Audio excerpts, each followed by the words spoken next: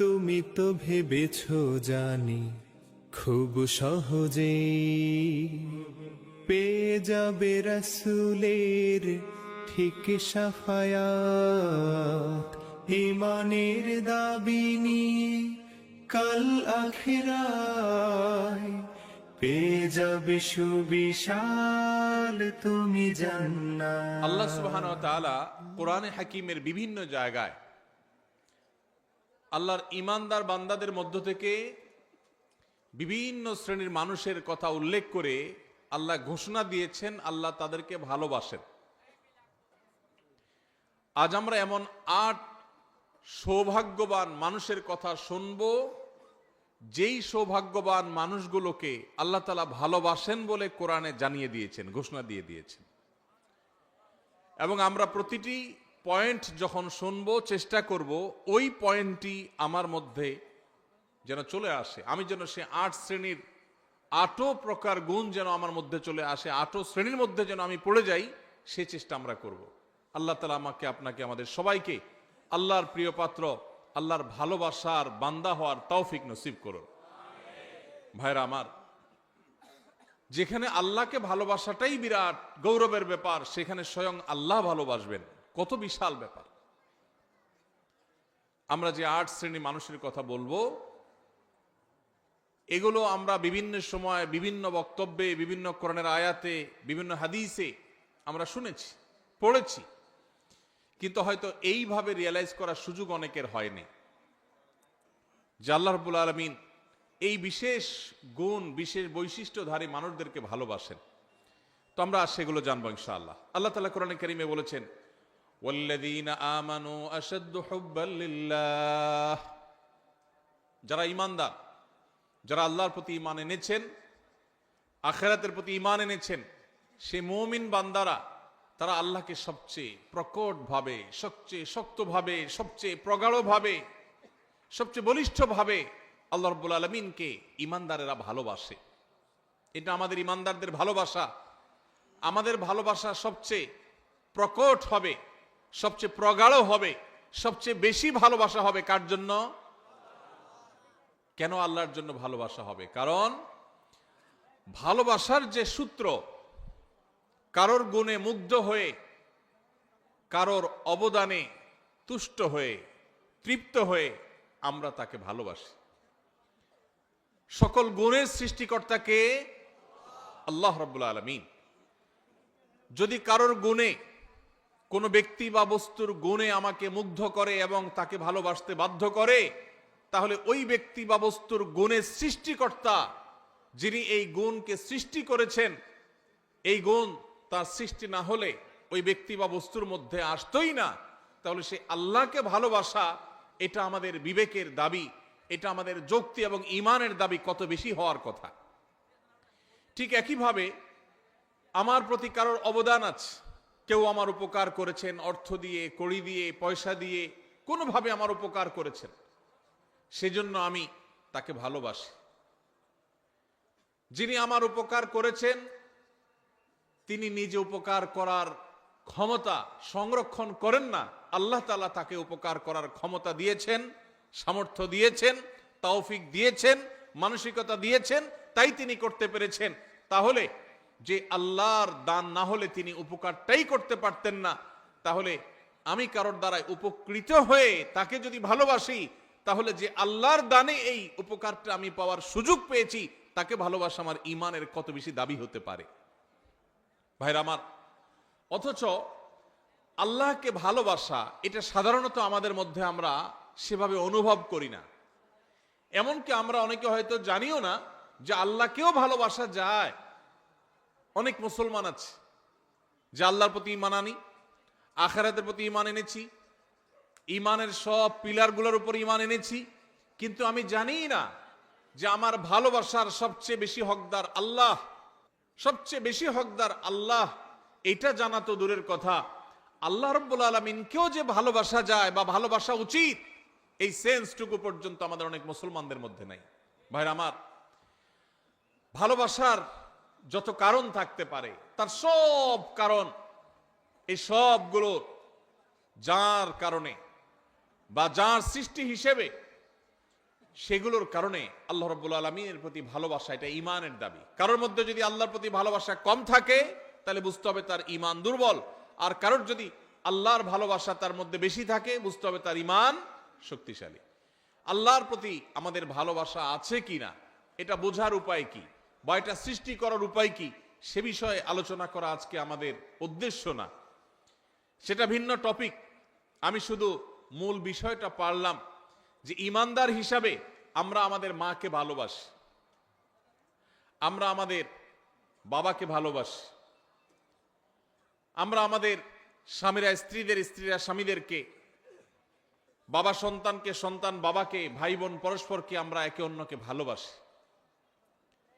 এই যে আমরা একে অন্যকে ভালোবাসি, আমাদের ভালোবাসার গণ্ডি, আমাদের ভালোবাসার সীমানার মধ্যে সর্বাগ্রে থাকতে হবে আমাদের রব আল্লাহ রাব্বুল আলামিন। কারণ মা বাবা না হলে আমি দুনিয়াতে আসতাম না, আর আল্লাহ রাব্বুল আলামিন মা বাবাকে সৃষ্টি না করলে, তৌফিক না দিলে আমার দুনিয়াতে আসার কথা মা বাবাও চিন্তা করতেন না। এই জন্য ভাই, আল্লাহ তাআলাকে আমাদের ভালোবাসতে হবে। আল্লাহর প্রতি ভালোবাসা, এটা যখন আল্লাহর নেয়ামত সম্পর্কে আমরা জানবো, আল্লাহর দান অনুদানগুলোর কথা, আল্লাহর নেয়ামত রাজির কথা যখন আমরা গবেষণা করব, ভাববো, স্বয়ংক্রিয়ভাবে আল্লাহর ভালোবাসা আমাদের মধ্যে চলে আসবে। আল্লাহ তাআলা আমাদেরকে আল্লাহর ভালোবাসা অন্তরের অন্তঃস্থলে সুগভীরভাবে স্থাপন করার তৌফিক নসিব করুন। ভাইরা আমার, আল্লাহ রাব্বুল আলামিন তাকে যেখানে আমাদের ভালোবাসা কর্তব্য, সেখানে আল্লাহ তাআলা তার কিছু প্রিয় বান্দাদেরকে স্বয়ং ভালোবাসেন। আপনার সাথে কোনো পাওয়ারফুল ব্যক্তির সাথে পরিচয় আছে, এটাই যেখানে আপনার জন্য গৌরবের ব্যাপার, সেখানে সে পাওয়ারফুল ব্যক্তি যদি আপনাকে ভালোবাসেন, আপনাকে পছন্দ করেন, স্নেহ করেন, তাহলে সেটা আপনার জন্য কত বড় গৌরবের ব্যাপার হতে পারে। আমরা কোনো প্রভাবশালী ব্যক্তির সাথে আমাদের সম্পর্ক থাকলে, পরিচয় থাকলে আমরা গল্প দিতে পছন্দ করি, ঠিক না ঠিক? আছে না নাই? অমুক খালাতো ভাই, অমুক তালতো ভাই, অমুক ব্যয়, এসব গল্প দিতে আমাদের ভালো লাগে, কারণ লোকটা অনেক প্রভাবশালী। আর যদি স্বয়ং ওই লোকটাই বলে যে আমি অমুককে ভালোবাসি, আমার খুব পছন্দের, তাকে আমি অনেক লাইক করি, তাহলে এটা কত বড় গৌরবের বিষয় হতে পারে। আল্লাহ রাব্বুল আলামিন কোরআনে হাকিমে এইরকম ভালোবাসার, আল্লাহর পছন্দের মানুষগুলোর কথা বলেছে। আল্লাহর পছন্দের মানুষের তালিকায় আসার জন্য সর্বাগ্রে যে বিষয়টি থাকতে হবে তা হলো ঈমান। ঈমান না থাকলে কখনো আল্লাহর প্রিয় পাত্র হওয়ার সুযোগ নেই। ঈমানদারদের মধ্যে যে ৮ শ্রেণী মানুষকে আল্লাহ তাআলা ভালোবাসেন বলে কোরআনে জানিয়েছেন, তার মধ্যে থেকে সর্বপ্রথম এবং প্রধান শ্রেণী হলেন ওই মানুষগুলো যারা মুহসিন। যারা কি? মুহসিন। মুহসিন শব্দের অর্থ হলো যারা সৎকর্ম করে, ভালো কাজ করে, অন্যের প্রতি অনুগ্রহ করে, ইহসান করে। খুঁটে খুঁটে কোথায় ভালো কাজ আছে সে সেখানে চলে যায়, কোন কাজটা ভালো সে সেই কাজটা করে, কারোর প্রতি অনুগ্রহ করার সুযোগ আসলে সে সেই সুযোগ হাতছাড়া করে না। এই লোকটাকে বলে মুহসিন। আল্লাহ রাব্বুল আলামিন কোরআনে হাকিমের অন্তত 4 জায়গায় এই একই কথা আল্লাহ তাআলা তাঁর ভাষায় তিনি ব্যক্ত করেছেন, প্রকাশ করেছেন। সূরা বাকারা 165 নম্বর আয়াত, সূরা আলে ইমরান 134 নম্বর আয়াত, একইভাবে সূরা আলে ইমরান 148 নম্বর আয়াত, সূরা মায়েদা 93 নম্বর আয়াত। এই 4 জায়গায় আল্লাহ রাব্বুল আলামিন একই কথা বলেছেন। সূরা বাকারা আল্লাহ বলেছেন, ওয়া আহসিনু ইন্নাল্লাহা ইউহিব্বুল মুহসিনিন। ঈমানদারদেরকে আল্লাহ তাআলা নির্দেশ করে বলছেন, তোমরা ভালো কাজ করো, কারণ ভালো কাজ যারা করে, নেকামল যারা করে, সওয়াবের কাজ যারা করে, এই মানুষগুলোকে আল্লাহ তাআলা ভালোবাসেন। সুবহানাল্লাহ।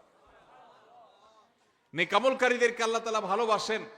ইহসানকারী, যে অন্যের প্রতি অনুগ্রহ করে, মানুষ তো মানুষ, পশু পাখির প্রতিও ইহসান করে, অনুগ্রহ করে, উপকার করে, মানুষের কল্যাণ পৌঁছায়, মানুষের একটা কাজ করে দেয়, পারলে একজনের সহযোগিতা করে দেয়, এই ইহসানকারী মানুষগুলোকে আল্লাহ তাআলা ভালোবাসেন। এই ভালোবাসার কথা আল্লাহ এক জায়গায় না, অন্তত একই কথা 4 জায়গায় আল্লাহ তাআলা রিপিট করেছেন, ওয়াল্লাহু ইউহিব্বুল মুহসিনিন। আল্লাহ রাব্বুল আলামিন ইহসানকারীদেরকে সৎকর্ম সম্পাদনকারীদেরকে, ভালো কাজ খুঁটে খুঁটে যারা করে সেই মানুষদেরকে, আল্লাহ তাআলার বান্দা, এমনকি আল্লাহর যে কোনো সৃষ্টির প্রতি যারা অনুগ্রহ করে, যাদের মনের মধ্যে মায়া আছে, যারা শক্ত হৃদয়ের না, যারা মানুষের প্রতি অবিচার করে না, জুলুম করে না, পারলে অনুগ্রহ করে, মায়া করে, দয়া করে, ভালোবাসে। মানুষ তো মানুষ, আপন তো আপন, এমনকি শত্রুর প্রতিও সে অবিচার করে না, পারলে অনুগ্রহ করে। এই মানুষগুলোকে আল্লাহ তাআলা ভালোবাসেন। ভাইরা আমার, তাহলে আমরা আল্লাহর ভালোবাসার মানুষগুলোর প্রথম শ্রেণীর সাথে পরিচিত ইতোমধ্যে হয়ে গেলাম। তারা হলো যারা খুঁজে খুঁজে সব নেকামল ভালো কাজগুলো করে, বিশেষ করে আল্লাহর সৃষ্টি একটি একটি করে খুঁজে সবার সাথে অনুগ্রহ করে, মায়া করে, দয়া করে, ইহসান করে। আমরা সেই কাতারে শামিল হওয়ার চেষ্টা করব তো ইনশাআল্লাহ। হে আরশে আজিমের মালিক, আপনি আমাদের সবাইকে মুহসিনদের কাতারে, আপনি যাদেরকে ভালোবাসেন বলে কোরআনে ঘোষণা দিয়েছেন, আল্লাহ আমরা যেন সেই মানুষদের কাতারে শামিল হতে পারি, সেই তৌফিক নসিব করেন। আজকের এই মাহফিল থেকে আমরা ভাই নিয়ত করে নেই, যখনই কোনো ভালো কথা শুনবো সবার আগে আমল করব। যখনই কোনো ভালো কথা জানবো সবার আগে সেটা বাস্তবায়ন করব। যখনই কারোর প্রতি উপকার করার, ইহসান করার, কারোর কল্যাণ পৌঁছানোর, কারোর সেবা করার, কারোর একটু সহযোগিতা করার সুযোগ পাবো, সবার আগে সেটা আমি ধরবো, হাতছাড়া করব না, চেষ্টা করবো তো ইনশাআল্লাহ। স্বার্থপরতার এই যুগে, স্বার্থান্ধের এই যুগে প্রত্যেকটা মানুষ নিজের স্বার্থ নিয়ে ভাবে, কারোর উপকারের কথা সাধারণত চিন্তা করে না। এমন স্বার্থান্ধ হয়ে গেছি আমরা আজ, এখন প্রবাদী হয়ে গেছে, আগে বাঁচলে বাপের নাম, নিজে বাঁচলে বাপের নাম। নিকৃষ্টতম একটা প্রবাদ আমাদের বাংলা ভাষায় প্রচলিত, নিকৃষ্টতম প্রবাদ, নিজে বাঁচলে বাপের নাম। এটা সেলফিশদের প্রবাদ, এটা কোনো মুসলমানের প্রবাদ নয়, এটা কোনো ভালো মানুষের প্রবাদ হতে। নিজে বাঁচলে অর্থাৎ আমারটা ঠিক থাকলে 16 আনা, তারপরে এবার বাপের চিন্তা করব, অন্যের চিন্তা করব। এটা কি ভালো মানুষের কথা না স্বার্থপরের কথা? আমরা সেই সাহাবীদের রুহানি সন্তান, আমরা সেই নবীর উম্মত, যেই নবী নিজের চিন্তা পরে করতেন, মানুষের চিন্তা আগে করতেন। আমরা কি নিজের চিন্তা আগে করব না মানুষের চিন্তা আগে করব? যে বলে নিজে আগে বাঁচলে বাপের নাম, নিজে বাঁচলে বাপের নাম, তার এই কথার মধ্য দিয়ে সে মূলত তার স্বার্থপরতার কথার বার্তা দিয়েছে, ইঙ্গিত দিয়েছে। একজন মুসলমান তিনি তার জীবন বিপন্ন করে হলেও, তার জীবন বাজি রেখে হলেও আগে তার বাপকে বাঁচানোর চেষ্টা করবে, ঠিক না ঠিক? আপনার জীবন আপনার বাপের জীবন, দুইটার যে কোনো একটা টিকবে আপনি যদি এটা জানেন। আপনি আপনার মা, দুইজনের যে কোনো একজন বাঁচতে পারবেন যদি আপনি জানেন। আপনি যদি নিজেরটা বাঁচানোর চিন্তা করেন, মারটার বাঁচানোর চিন্তা না করেন, আপনি কি সুসন্তান না কুসন্তান? তাহলে বোঝা গেল স্বার্থপর এটা কখনো ভালো মানুষের চরিত্র নয়। একজন ভালো মানুষের চরিত্র হলো তিনি কিভাবে অন্যের উপকার করবেন। আল্লাহ রাব্বুল আলামিন কোরআনে কারিমে এই অন্যের প্রতি অনুগ্রহকারী মানুষদের প্রশংসা করেছেন বিভিন্ন জায়গায়। ওয়ায়ুসিরুনা আলা আনফুসিহিম ওয়ালাউ কানা বিহিম খাসাসা। আল্লাহ রাব্বুল আলামিন সাহাবীদের প্রশংসা করে বলেছেন তারা অন্যকে অগ্রাধিকার দেয়, নিজের উপরে অন্যকে অগ্রাধিকার দেয়। নিজের শত কষ্ট, শত প্রয়োজন থাকা সত্ত্বেও আরেক ভাইয়ের প্রয়োজন থাক, আমি নিলাম না, আমার ভাইকে দিলাম। ভাইরা আমার, নামাজি মুসলমান বহু পাবেন, কম হোক বেশি হোক সব এলাকায় পাবেন। রোজাদার মুসলমানও পাবেন। ওয়াজ মাহফিলে এসে ঘন্টাকে ঘন্টা বসে বসে ওয়াজ শোনার মতো মুসলমানও পাবেন। কিন্তু এই মুহসিন মুসলমান ঘরে ঘরে প্রত্যেকটা জায়গায় জায়গায় আপনি খুঁজে পাবেন না। এই জন্য আজকের এই মাহফিল থেকে আমরা মুহসিন মুসলমান হওয়ার প্রতিজ্ঞা করে, নিয়ত করে তারপর যাব ইনশাআল্লাহ। আল্লাহ আপনি আপনার বান্দা আমাদেরকে আপনার মুহসিন বান্দাদের কাতারে শামিল হওয়ার, গণ্য হওয়ার, তাদের অন্তর্ভুক্ত হওয়ার তৌফিক আপনি নসিব করেন। ভাইরা আমার, নিজের চিন্তা যারা শুধু করে, যারা স্বার্থপর হয়, তারা সুখী হয়, আর যারা অন্যের চিন্তা বেশি করে নিজের চাইতে, এরা ডাবল সুখী হয়। কিভাবে ডাবল সুখী? আপনি শুধু নিজের চিন্তা করলে আপনি সুখী হবেন, ঠিক আছে। আপনি যদি নিজের চিন্তা বাদ দিয়ে বা নিজের চিন্তাকে অগ্রাধিকার না দিয়ে আরেকজনকে আপনি অগ্রসর করে দেন, আরেকজনের চিন্তা করেন যে আমি একটু কষ্ট করি, আরেকজনকে সুযোগ দিই, এইটা যদি আপনি চিন্তা করেন, মানুষের মুখে হাসি ফুটানোর যে আনন্দ, মানুষের উপকার করার যে আনন্দ, এই আনন্দ নিজে ভোগ করার মধ্যে কখনো নিহিত নেই। আমাদের এই প্রিয় স্বদেশ, এই প্রিয় বাংলাদেশকে যদি আমাদের গড়ে তুলতে হয় সত্যিকারের স্বপ্নের বাংলাদেশ হিসাবে, তাহলে আমাদের প্রত্যেককে এই মহসিনদের কাতারে সামিল হতে হবে। স্বার্থপর মানুষ দিয়ে একটা সুন্দর দেশ কখনো গড়া যেতে পারে? আল্লাহ তাআলা আমাদের সবাইকে আমাদের নিজের স্বার্থের চাইতে আমাদের অন্য যে কোনো ভাই, যে কোনো মানুষ, যে কোনো মুসলমান, আল্লাহ যে কোনো সৃষ্টিকে অগ্রাধিকার দেওয়ার, অন্যের প্রতি অনুগ্রহ করার, খুঁটে খুঁটে খুঁজে খুঁজে মানুষ উপকার করার তৌফিক আল্লাহ তাআলা আমাদের সবাইকে দান করুন। ভাইরা আমার, ইহসান এর সংজ্ঞা বা এর পরিচয় শুরুতেই বলেছিলাম যে ইহসান হলো আপনি মানুষ উপকার করলেন, ইহসান হলো যে কোনো নেকামল করলেন, নামাজ পড়লেন, এটা ইহসান, রোজা রাখলেন, এটা ইহসান। আর ইহসানের সর্বোচ্চ স্তর কি? নবী করিম সাল্লাল্লাহু আলাইহি সাল্লাম হাদিসে জিবরিল, ঐতিহাসিক হাদিস, যে হাদিসে জিবরিল আলাইহিস সালামের মাধ্যমে আমাদেরকে দ্বীন শেখানো হয়েছে, সেই হাদিসে নবী করিম সাল্লাল্লাহু আলাইহি ওয়াসাল্লাম শিক্ষা দিয়েছেন কি? ইহসান হলো আনতা আবুদাল্লাহা কাআন্নাকা তারা ফাইন লাম তাকুন তারাহু ফাইন্নাহু ইয়ারাক। আপনি যখন ইবাদত করবেন, নামাজ পড়বেন, আপনার স্মরণ আসবে যে আমি নামাজে দাঁড়িয়েছি, আমি আল্লাহকে দেখছি, আল্লাহকে দেখছি, এই কথা মনে করে নামাজে দাঁড়াবেন। আর যদি এই কথা মনে করতে না পারেন, এতদূর শক্তিশালী ইমানদার না হন, তো কমপক্ষে এইটা ভাববেন যে আল্লাহ তাআলার অবজারভেশনে আমি আছি, আল্লাহ আমার দিকে তাকিয়ে আছে। ভাইরা আমার, আপনি কোথাও ডিউটি করেন কোনো কোম্পানির, কোম্পানির মালিক পেছনে দাঁড়ানো আছে, অন দ্য স্পট আপনি ডিউটি করছেন। আপনি যদি জানতে পারেন, আঁচ করেন, অনুভব করেন যে মালিক সাহেব পেছনে দাঁড়ানো আছে বা মনিটর করছেন আপনাকে, তাহলে আপনার কাজের সিরিয়াসনেস একটু হলেও বেশি হবে কি হবে না? আপনি একটু নড়ে চড়ে বসবেন কি বসবেন না? ভাইরা আমার, ঠিক একইভাবে আমরা যখন ইবাদত বন্দেগী করব, যে কোনো ভালো কাজ করব, আমরা চিন্তা করব আমাদেরকে কে দেখছেন? আল্লাহ দেখছেন। আল্লাহ রাব্বুল আলামিন সবকিছু দেখেন, কোনো কিছুই তার কাছে গোপনীয় থাকে না। বিধায় ওই মানসিকতা নিয়ে যদি ইবাদত করতে পারেন, এটা হলো ইহসানের সর্বোচ্চ স্তর, সর্বোচ্চ লেয়ার। আপনি মুহসিনদের মধ্যে সবচেয়ে আপার ক্লাসের মুহসিন হতে পারবেন যদি আপনার সমস্ত ইবাদত করার সময় আল্লাহর কথা স্মরণ হয়। আপনি যখন নামাজে দাঁড়িয়ে সূরা পড়ছেন, আপনার মনে হচ্ছে আল্লাহ আমাকে দেখছেন। এই যে ওয়াজ মাহফিলে বসে আপনি কোরআন এবং হাদিসের কথা শুনছেন, একটি ভালো কাজে এসেছেন, এখনো আপনার মনে হবে যে আমার আল্লাহ দেখছেন যে বান্দা আমার কোরআন হাদিসের কথা শুনছেন।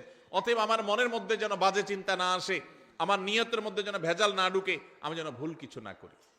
আল্লাহ তাআলা আমাদের সবাইকে এইভাবে আমাদের সমস্ত আমলগুলোকে ইহসানের সর্বোচ্চ স্তর দিয়ে সাজিয়ে মুহসিনদের সবচেয়ে আপার ক্লাসে পৌঁছার তৌফিক নসিব করুন। তাহলে প্রথম প্রকার মানুষ পেয়ে গেলাম যাদেরকে আল্লাহ রাব্বুল আলামিন ভালোবাসেন, তারা হলেন মুহসিন। আল্লাহ রাব্বুল আলামিনের নির্দেশ পালন করতে গিয়ে সকল ভালো কাজে তাদেরকে পাবেন। সব সমাজে এরকম কিছু মানুষ কম হোক বেশি হোক পাবেন, যে খুঁজে খুঁজে দেখবেন যে সব ভালো কাজ করে। মসজিদে সবার আগে, বন্যা হয়েছে ত্রাণ নিয়ে সবার আগে, কেউ বিপদে পড়ছে সবার আগে, রমজানের রোজা সবার আগে, তারাবিতে সবার আগে, যে কোনো ভালো কাজে সবার আগে পাবেন। এরকম মুহসিন মানুষদের মধ্যে আমরা শামিল হতে চাইবো। আল্লাহ আমাদের সবাইকে তৌফিক নসিব করুন। নাম্বার 2, দ্বিতীয় যে শ্রেণীর মানুষকে আল্লাহ তাআলা ভালোবাসেন বলে ঘোষণা দিয়েছেন কোরআনে, এক জায়গায় নয়, একাধিক জায়গায়, অন্তত 3 জায়গায় আল্লাহ তাআলা একই কথার ঘোষণা দিয়েছেন। সেই মানুষগুলো হলেন মুত্তাকিরা। কারা? মুত্তাকিগণ। মুত্তাকিদেরকে আল্লাহ রাব্বুল আলামিন ভালোবাসেন বলে আল্লাহ তাআলা জানিয়ে দিয়েছেন। তাহলে আমরা মুহসিন হওয়ার চেষ্টা করব, আবার একাধারে মুত্তাকি হওয়ার চেষ্টা করব ইনশাআল্লাহ। মুহসিনের পরিচয় তো আমরা জানলাম, মুত্তাকি কাকে বলে ভাই? মুত্তাকি বলা হয় ওই ব্যক্তিকে, যেই ব্যক্তি আল্লাহর ভয়ের চেতনা, আল্লাহর সামনে তাকে দাঁড়াতে হবে, দুনিয়ার এই জীবন এক সময় শেষ হবে, এই সংসার এক সময় ভাঙবে এবং তাকে আল্লাহর সামনে যেতে হবে, দাঁড়াতে হবে, ওই কথা চিন্তা করে আল্লাহর সব আদেশগুলো মেনে চলে, নিষেধগুলো থেকে বেঁচে থাকে। কেন? একটা সুপ্ত চেতনার ভিত্তিতে। সেই চেতনার নাম হলো তাকওয়ার চেতনা, আল্লাহ ভীতির চেতনা। এই চেতনা তাকে পরিচালিত করে। সে একটা মন্দ কাজ করার সুযোগ পায়, কিন্তু সে করে না। কেন? তার অন্তরে সুপ্ত সেই তাকওয়ার চেতনা তাকে বাধা দেয় যে আল্লাহ না দেখছেন, আল্লাহ না নিষেধ করেছেন, এই কাজ করলে না আল্লাহ জাহান্নামে শাস্তি দিবেন, এই ভয়ে সে কাজ করে না। এর নাম তাকওয়া। যেই চেতনা, যেই শক্তি, যেই সুপ্ত ঈমানের নূর মানুষকে ফজরের সময় কনকনে শীতের দিনে মসজিদে নিয়ে যায়, যেই সুপ্ত চেতনা সুদ এবং ঘুষের কারবার, দুর্নীতি, অপশাসন করার ক্ষমতা থাকা সত্ত্বেও আল্লাহর ভয়ে আল্লাহর সামনে দাঁড়াতে হবে, সেই ভয়ে, সেই কথা চিন্তা করে সেই অন্যায় কাজ থেকে বিরত রাখে, ওই চেতনার নাম হলো তাকওয়া। আর ওই চেতনা যার বক্ষে আছে, যার অন্তরে আছে, তার নাম হলো মুত্তাকি। তার নাম হলো কি ভাই? মুত্তাকি। নবী করিম সাল্লাল্লাহু আলাইহি সাল্লামের একজন আদরের সাহাবী অত্যন্ত চমৎকার ভাবে তাকওয়া এবং মুত্তাকির পরিচয় দিয়েছেন। সেটা হলো, একজন মানুষ একটা জায়গায় আছেন, তিনি আরেকটা জায়গায় যাবেন। এই জায়গায় যেতে গিয়ে মাঝখানে একটা জায়গা পড়বে, এখানে সব কাঁটাওয়ালা গাছ, যে গাছের কাঁটা নিচে পড়ে পড়ে পড়ে ভরে গেছে।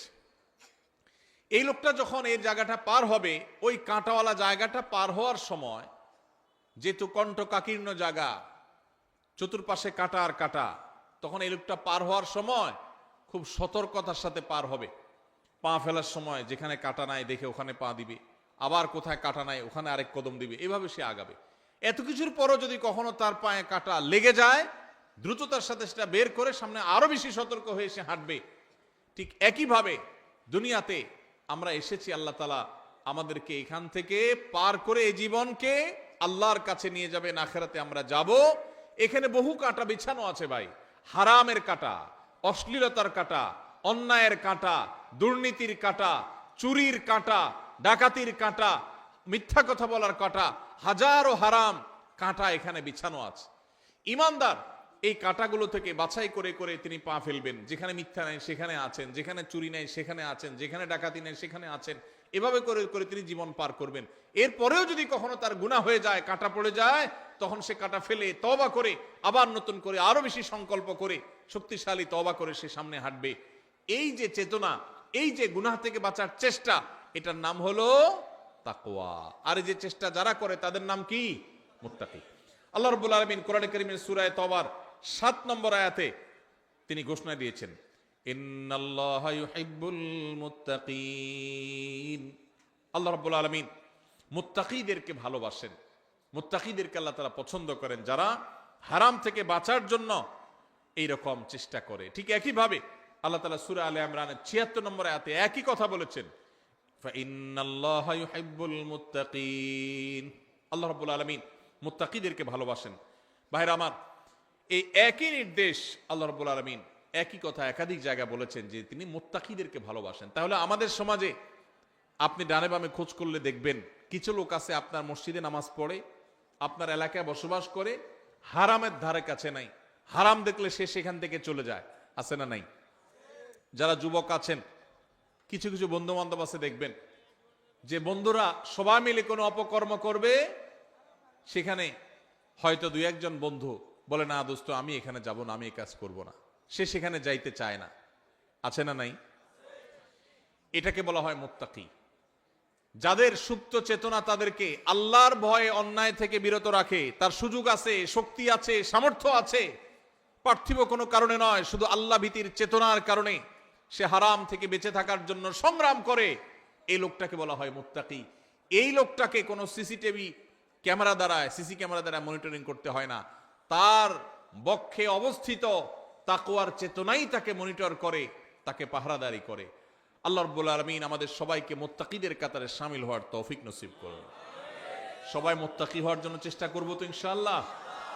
ভাইরা আমার, কোরআনে কারীমে আল্লাহ রাব্বুল আলামিন একাধিক জায়গায় বলেছেন ওয়াল আকিবাতু লিত্তাকওয়া।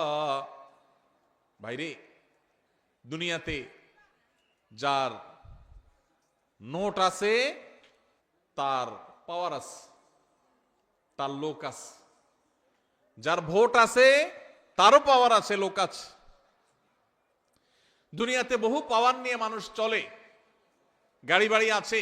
বস্তুবাদের এই পৃথিবী আমাদেরকে এই বার্তা দিয়েছে যে গাড়ি বাড়ি আছে, টাকা পয়সা আছে, সব দিক থেকে আমি উন্নত, তাহলে সেক্ষেত্রে আমি ভালো থাকব, শেষ হাসি আমার হবে বা ভালো আমি থাকব। আল্লাহ কোরআনে বলেছেন ওয়াল আকিবাতু লিত্তাকওয়া। সাময়িকভাবে ভালো কেউ টাকা পয়সা থাকার কারণে থাকতে পারে, কেউ পাওয়ার কারণে থাকতে পারে, কেউ পদের কারণে থাকতে পারে, কেউ নাম যশ খ্যাতির কারণে সামান্য সীমিত সময়ে ভালো থাকতে পারে। তবে মনে রাখবে, আসল ভালো থাকা, চূড়ান্ত ভালো থাকা, অনন্তকালের জন্য ভালো থাকা, সেই ভালো থাকা শুধুমাত্র আল্লাহ রাব্বুল আলামিন রিজার্ভ করে রেখেছেন তাকওয়ার জন্য, তাকওয়াধারী মানুষদের জন্য, মুত্তাকিদের জন্য। এই জন্য পৃথিবীতে হাসবে অনেকেই। টাকাওয়ালারা হাসবে, ক্ষমতাওয়ালারা হাসবে, চেয়ারওয়ালারা হাসবে, জনপ্রিয়তাওয়ালারা হাসবে, চেহারা সুন্দর আলারা হাসবে, তারপরে বিভিন্ন রকমের পাওয়ার হোল্ড করেন তারা হাসবে। বিভিন্ন কিছুর কারণে মানুষ হয়তো হাসি খুশি থাকবে, কিন্তু আসল হাসি, শেষ হাসি, চূড়ান্ত হাসি, যেই হাসির পরে আর কোনো কান্না স্পর্শ করবে না, সেই হাসি হাসবে শুধুমাত্র সেই মানুষগুলো যাদের বক্ষে আল্লাহর ভয়ের চেতনা বা তাকওয়া আছে। একজন মানুষ সারা জীবন হাসি মুখ থাকলেন, সারা জীবন সুখে থাকলেন, কিয়ামতের ময়দানে যদি আল্লাহ রাব্বুল আলামিন তাকে জাহান্নামের পরোয়ানা ঘোষণা করে জাহান্নামী ফেরেশতাদের হাতে সোপর্দ করে দেন, তারা যদি তাকে টানতে টানতে জাহান্নামে নিয়ে যায়, তাহলে তার সারা জীবনের সমস্ত সুখ, সকল সমৃদ্ধি, সকল হাসি খুশি থাকার 2 পয়সার কোনো মূল্য হতে পারে না। আর এর বিপরীতে সারা জীবন কষ্ট করেছে, নিগৃহীত ছিল, মাজলুম ছিল, নিষ্পেষিত ছিল, হাসি খুশি থাকতে পারে নাই। কিন্তু কিয়ামতের ময়দানে আল্লাহ রাব্বুল আলামিন যদি জান্নাতের পরোয়ানা দিয়ে, সার্টিফিকেট দিয়ে, ঘোষণা দিয়ে আল্লাহ যদি তাকে জান্নাতে প্রবেশ করিয়ে দেন, আল্লাহ বলেছেন ফামান যুহযিহা আনিন নারি ওয়া উদখিলাল জান্নাতা ফাকাদ ফাজ। যে ব্যক্তিকে জাহান্নাম থেকে দূরে সরানো হবে আর জান্নাতে প্রবেশ করানো হবে, এই ব্যক্তি সফল, এই ব্যক্তি সাকসেস। এই সাকসেস আর কখনো ব্যর্থতায় পর্যবসিত হবে না, এই সফলতা কখনো হারিয়ে যাবে না। পৃথিবীর সকল সফলতা একসময় হারিয়ে যায়, ক্ষমতা হারানোর ভয় আছে না নাই?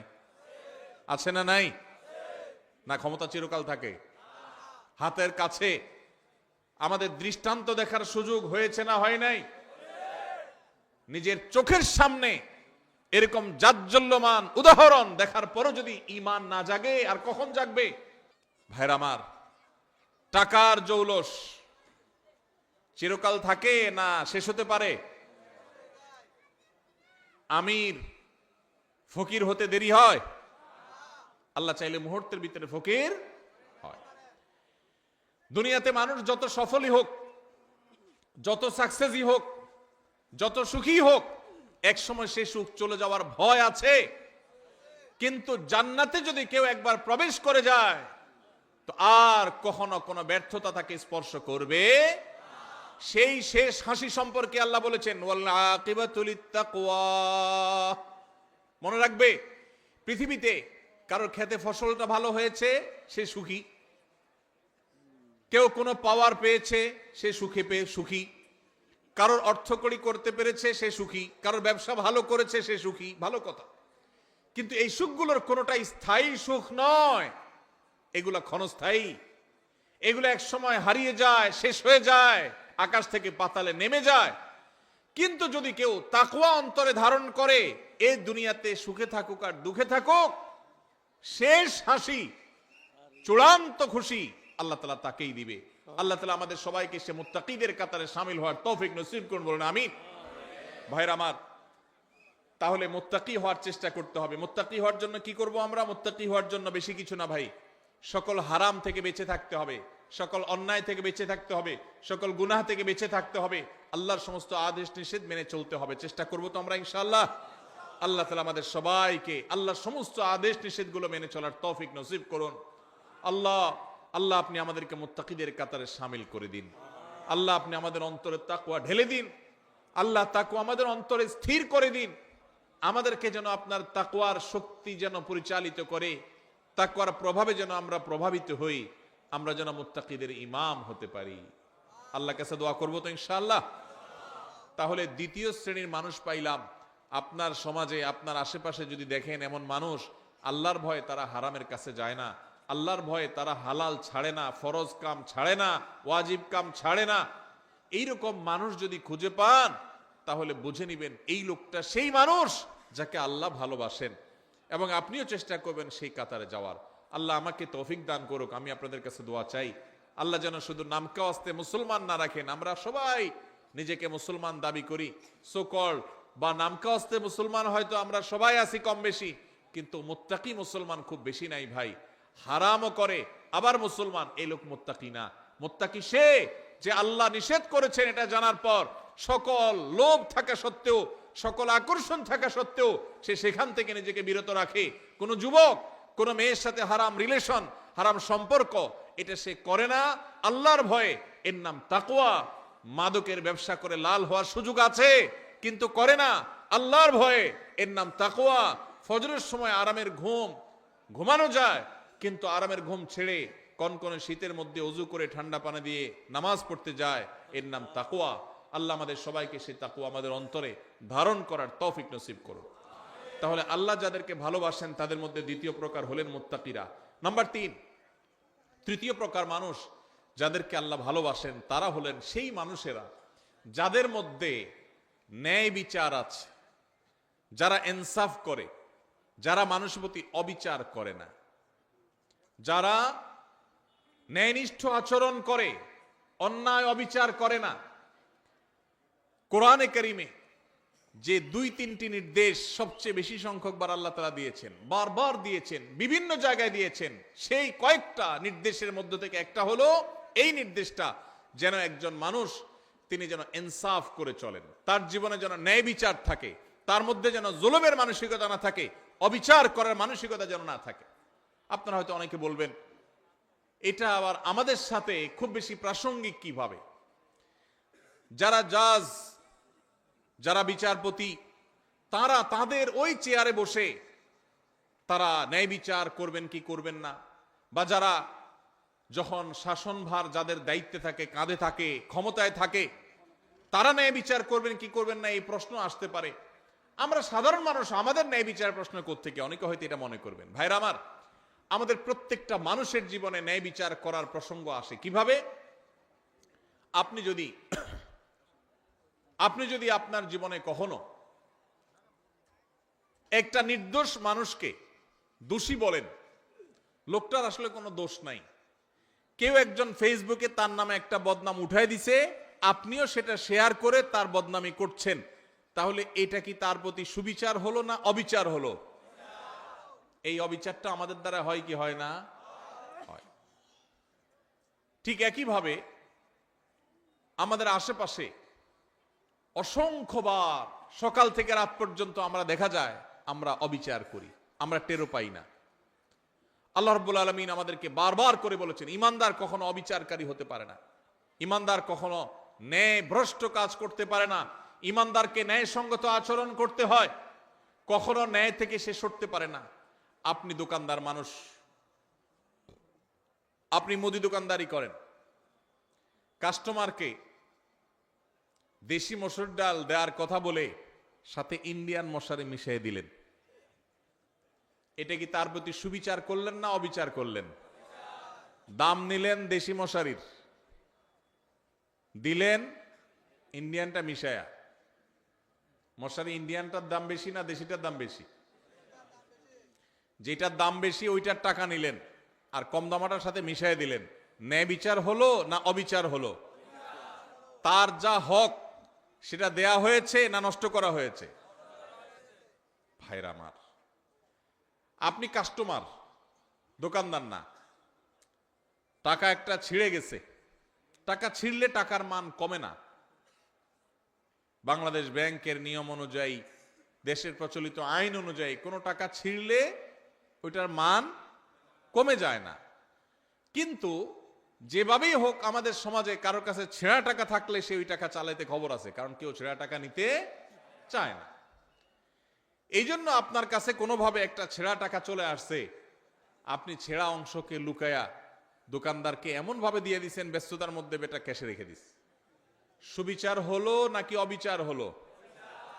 দোকানদার আপনাকে জিনিসটা দিছে ভালো, আপনি টাকাটা দিছেন এমন টাকা যে টাকা নিয়ে তার ভেজালে পড়া লাগবে, তাহলে কি সুবিচার হয়েছে না অবিচার হয়েছে? একজন মানুষ, তিনি এখানে নাই, তিনি এখন বাজারে গেছেন, আরেকজনের সাথে বসে তার ব্যাপারে আপনি বদনামি করলেন, তার প্রতি সুবিচার হলো না অবিচার হলো? এগুলো দূরবর্তী অবিচার। আমরা যদি একেবারে প্রাসঙ্গিক, একেবারে সবচেয়ে নিকটবর্তী যে সুবিচার অবিচারের বিষয়টা সেটাও দেখি, তো আমরা দেখব যে আমরা ওই যে আমি শুরুতে যে প্রবাদের কাছে কথা বলছিলাম, আমরা নিজের বেলায় 16 আনা, অন্যের বেলায় 1 আনাও, এটা কি সুবিচার না অবিচার? এই সমাজে বেশিরভাগ মানুষ দেখবেন এত বেশি স্বার্থপর যে নিজেরটা 16 আনা বুঝে, আরেকজনেরটা 1 আনাও বুঝে না। এই লোকটার ভিতরে সুবিচার আছে না অবিচার আছে? আল্লাহ রাব্বুল আলামিন অবিচারকারী মানুষদের ভালোবাসেন না, আল্লাহ ভালোবাসেন সুবিচারকারী মানুষদের। ভাইরা আমার, আপনি রাস্তায় যাচ্ছেন, হঠাৎ করে দেখলেন একটা ভেজাল বাজছে, গন্ডগোল চলছে। কি গন্ডগোল? আপনার খুব ঘনিষ্ঠ এক বন্ধু বাইক নিয়ে যাচ্ছে, রিকশাওয়ালার সাথে কোনোভাবে অ্যাক্সিডেন্ট হয়ে গেছে, এখন এটা নিয়ে বাদানুবাদ ঝগড়া চলতেছে, কার দোষ কার গুণ। আপনি সেখানে গিয়ে যখন দেখছেন যে আমার দোস্ত বাইক চালাচ্ছে, রিকশাওয়ালার সাথে সংঘর্ষ হয়েছে, রিকশা আরোহী পড়ে গেছেন, আহত হয়েছেন, রিকশাওয়ালা ক্ষতিগ্রস্ত হয়েছেন, আপনি চোখ বন্ধ করে ডাইরেক্ট যায়া যেভাবে হোক ঘুরায় পেঁচায় আপনার দোস্ত, আপনার বন্ধুর পক্ষ অবলম্বন করলেন, আর রিকশাওয়ালা বললেন, ভাই আপনারই তো দোষ মনে হচ্ছে। সুবিচার না অবিচার? আপনি ভালো করে জানেন না, আপনি ওখানে ছিলেনও না, আপনার দোস্ত দেখে আপনি তার পক্ষ নিয়ে নিলেন, আরেকজনের বিপক্ষে চলে গেলেন। সুবিচার না অবিচার? আপনার এলাকার মানুষের সাথে আরেক এলাকার মানুষের গন্ডগোল লাগছে, আপনি যাই দেখলেন আরে আমার বাড়ির কাছের মানুষ, এবার যেহেতু আমার বাড়ির কাছের মানুষ, অতএব অন্ধের মতো তার সমর্থন করলাম, সে অন্যায়কারী হোক আর নির্দোষ হোক, সে যেটাই হোক না কেন, আমার এলাকার লোক বিধায় তার সমর্থন আমি করলাম। সুবিচার না অবিচার? কারণ তার পক্ষে যদি আপনি নেন, আর যদি সে আসলে দোষী হয়, তাহলে আপনি দোষীর পক্ষ নিলেন, নির্দোষের বিরুদ্ধে গেলেন। সুবিচার হবে না অবিচার হবে? ইমানদার কখনো অবিচার করতে পারে? ভাইরা আমার, এই কথাকে আল্লাহ রাব্বুল আলামিন কোরআনে কারীমে সূরা মুমতাহানার 8 নম্বর আয়াতে বলেছেন। একই কথা আল্লাহ রাব্বুল আলামিন কোরআনে কারীমে সূরা হুজুরাতের 9 নম্বর আয়াতে বলেছেন। একই কথা আল্লাহ তাআলা সূরা মায়দার 42 নম্বর জায়গায় বলেছেন। অন্তত 3 জায়গায় আল্লাহ তাআলা বলেছেন, ইন্নাল্লাহা ইউহিব্বুল মুকসিতিন। আল্লাহ বলেছেন, ওয়া আকসিতু, তোমরা সব সময় ন্যায় বিচার করে চলবে। খবরদার, ন্যায় বিচার করে চলবে, কারণ আল্লাহ তাআলা ন্যায় বিচারকারীদেরকে, ন্যায়নিষ্ঠ আচরণকারীদেরকে, ইনসাফকারীদেরকে ভালোবাসেন। জালিম, অত্যাচারী, অবিচারকারী এরকম মানুষকে আল্লাহ পছন্দ করেন না, ভালোবাসেন না। আল্লাহ ভালোবাসেন তাদেরকে যারা ন্যায় বিচার করে। অনেক লোক নামাজ পড়ে, ন্যায় বিচার নাই, আছে না নেই? অনেক লোক লম্বা দাড়ি আছে, কিন্তু ন্যায় বিচার নাই, আছে না নেই? এক ছেলে তার একটু বেশি টানে, আরেক ছেলের দেখতেও পারে না, দাড়ি কিন্তু লম্বা। ন্যায় বিচার না অবিচার? অবিচার। বিয়ে করেছে, শ্বশুরবাড়ির জন্য জান ফিদা, বাপ মার খোঁজ খবরও নেয় না। ন্যায় বিচার না অবিচার? অবিচার। ইমানদার সব সময় কার কতটুকু হক, আমার বাবা তার হক এতটুকু আমি দিয়ে দিব, এতে যদি আমার শ্বশুর বাড়ি নাখোশ হয় হোক, এমন কি আমার শ্বশুর বাড়ির যতটুকু হক ততটুকু আদায় করতে গেলে যদি বাপের বাড়ি নাখোশ হয় হোক, আমি কোনোদিন অবিচার করব না। যার যা পাওনা সেটা আমি পাই পাই করে বুঝিয়ে দিব, এর নাম সুবিচার। ইমানদার সবসময় সুবিচারকারী হবে। আজকের এই সমাজে দাড়িওয়ালা মানুষ কম বেশি আছে, টুপিওয়ালা মানুষ কম বেশি পাওয়া যায়, নামাজি মানুষ রোজাদার মানুষ কম বেশি পাওয়া যায়, ওয়াজ মাহফিল শোনা মানুষের সংখ্যাও কম নয়, কিন্তু সুবিচারকারী মানুষের সংখ্যা এদেশে হাতে গোনা হয়ে গেছে, নগণ্য হয়ে গেছে, হারিয়ে গেছে। ভাইরা আমার, আমরা আমাদের জীবনের পরতে পরতে প্রত্যেকটা জায়গায় জায়গায় আমাদের ন্যায় বিচারের প্রশ্ন আসে। আমরা হয়তো মনে করেছি অনেকে ন্যায় বিচার আর অবিচার এগুলো তো জজদের কাজ, বিচারকদের কাজ। না ভাই, আপনি নিজে বিচারক। প্রতিটা পদে পদে আপনার বিচারের প্রশ্ন আসে। শুধুমাত্র মুসলমানদের সাথে না, এমনকি অন্য ধর্মের মানুষও যদি হয়, হিন্দু বৌদ্ধ খ্রিস্টান যে কোনো ধর্মের মানুষও যদি হয়, আল্লাহ বলেছেন কোরআনে, লা ইয়ানহাকুমুল্লাহু আনিল্লাযীনা লাম ইউকাতিলুকুম ফিদ-দীনি ওয়া লাম ইউখরিজুকুম মিন দিয়ারিকুম আন তাবাররুহুম ওয়া তুকসিতু ইলাইহিম ইন্নাল্লাহা ইউহিব্বুল মুকসিতিন।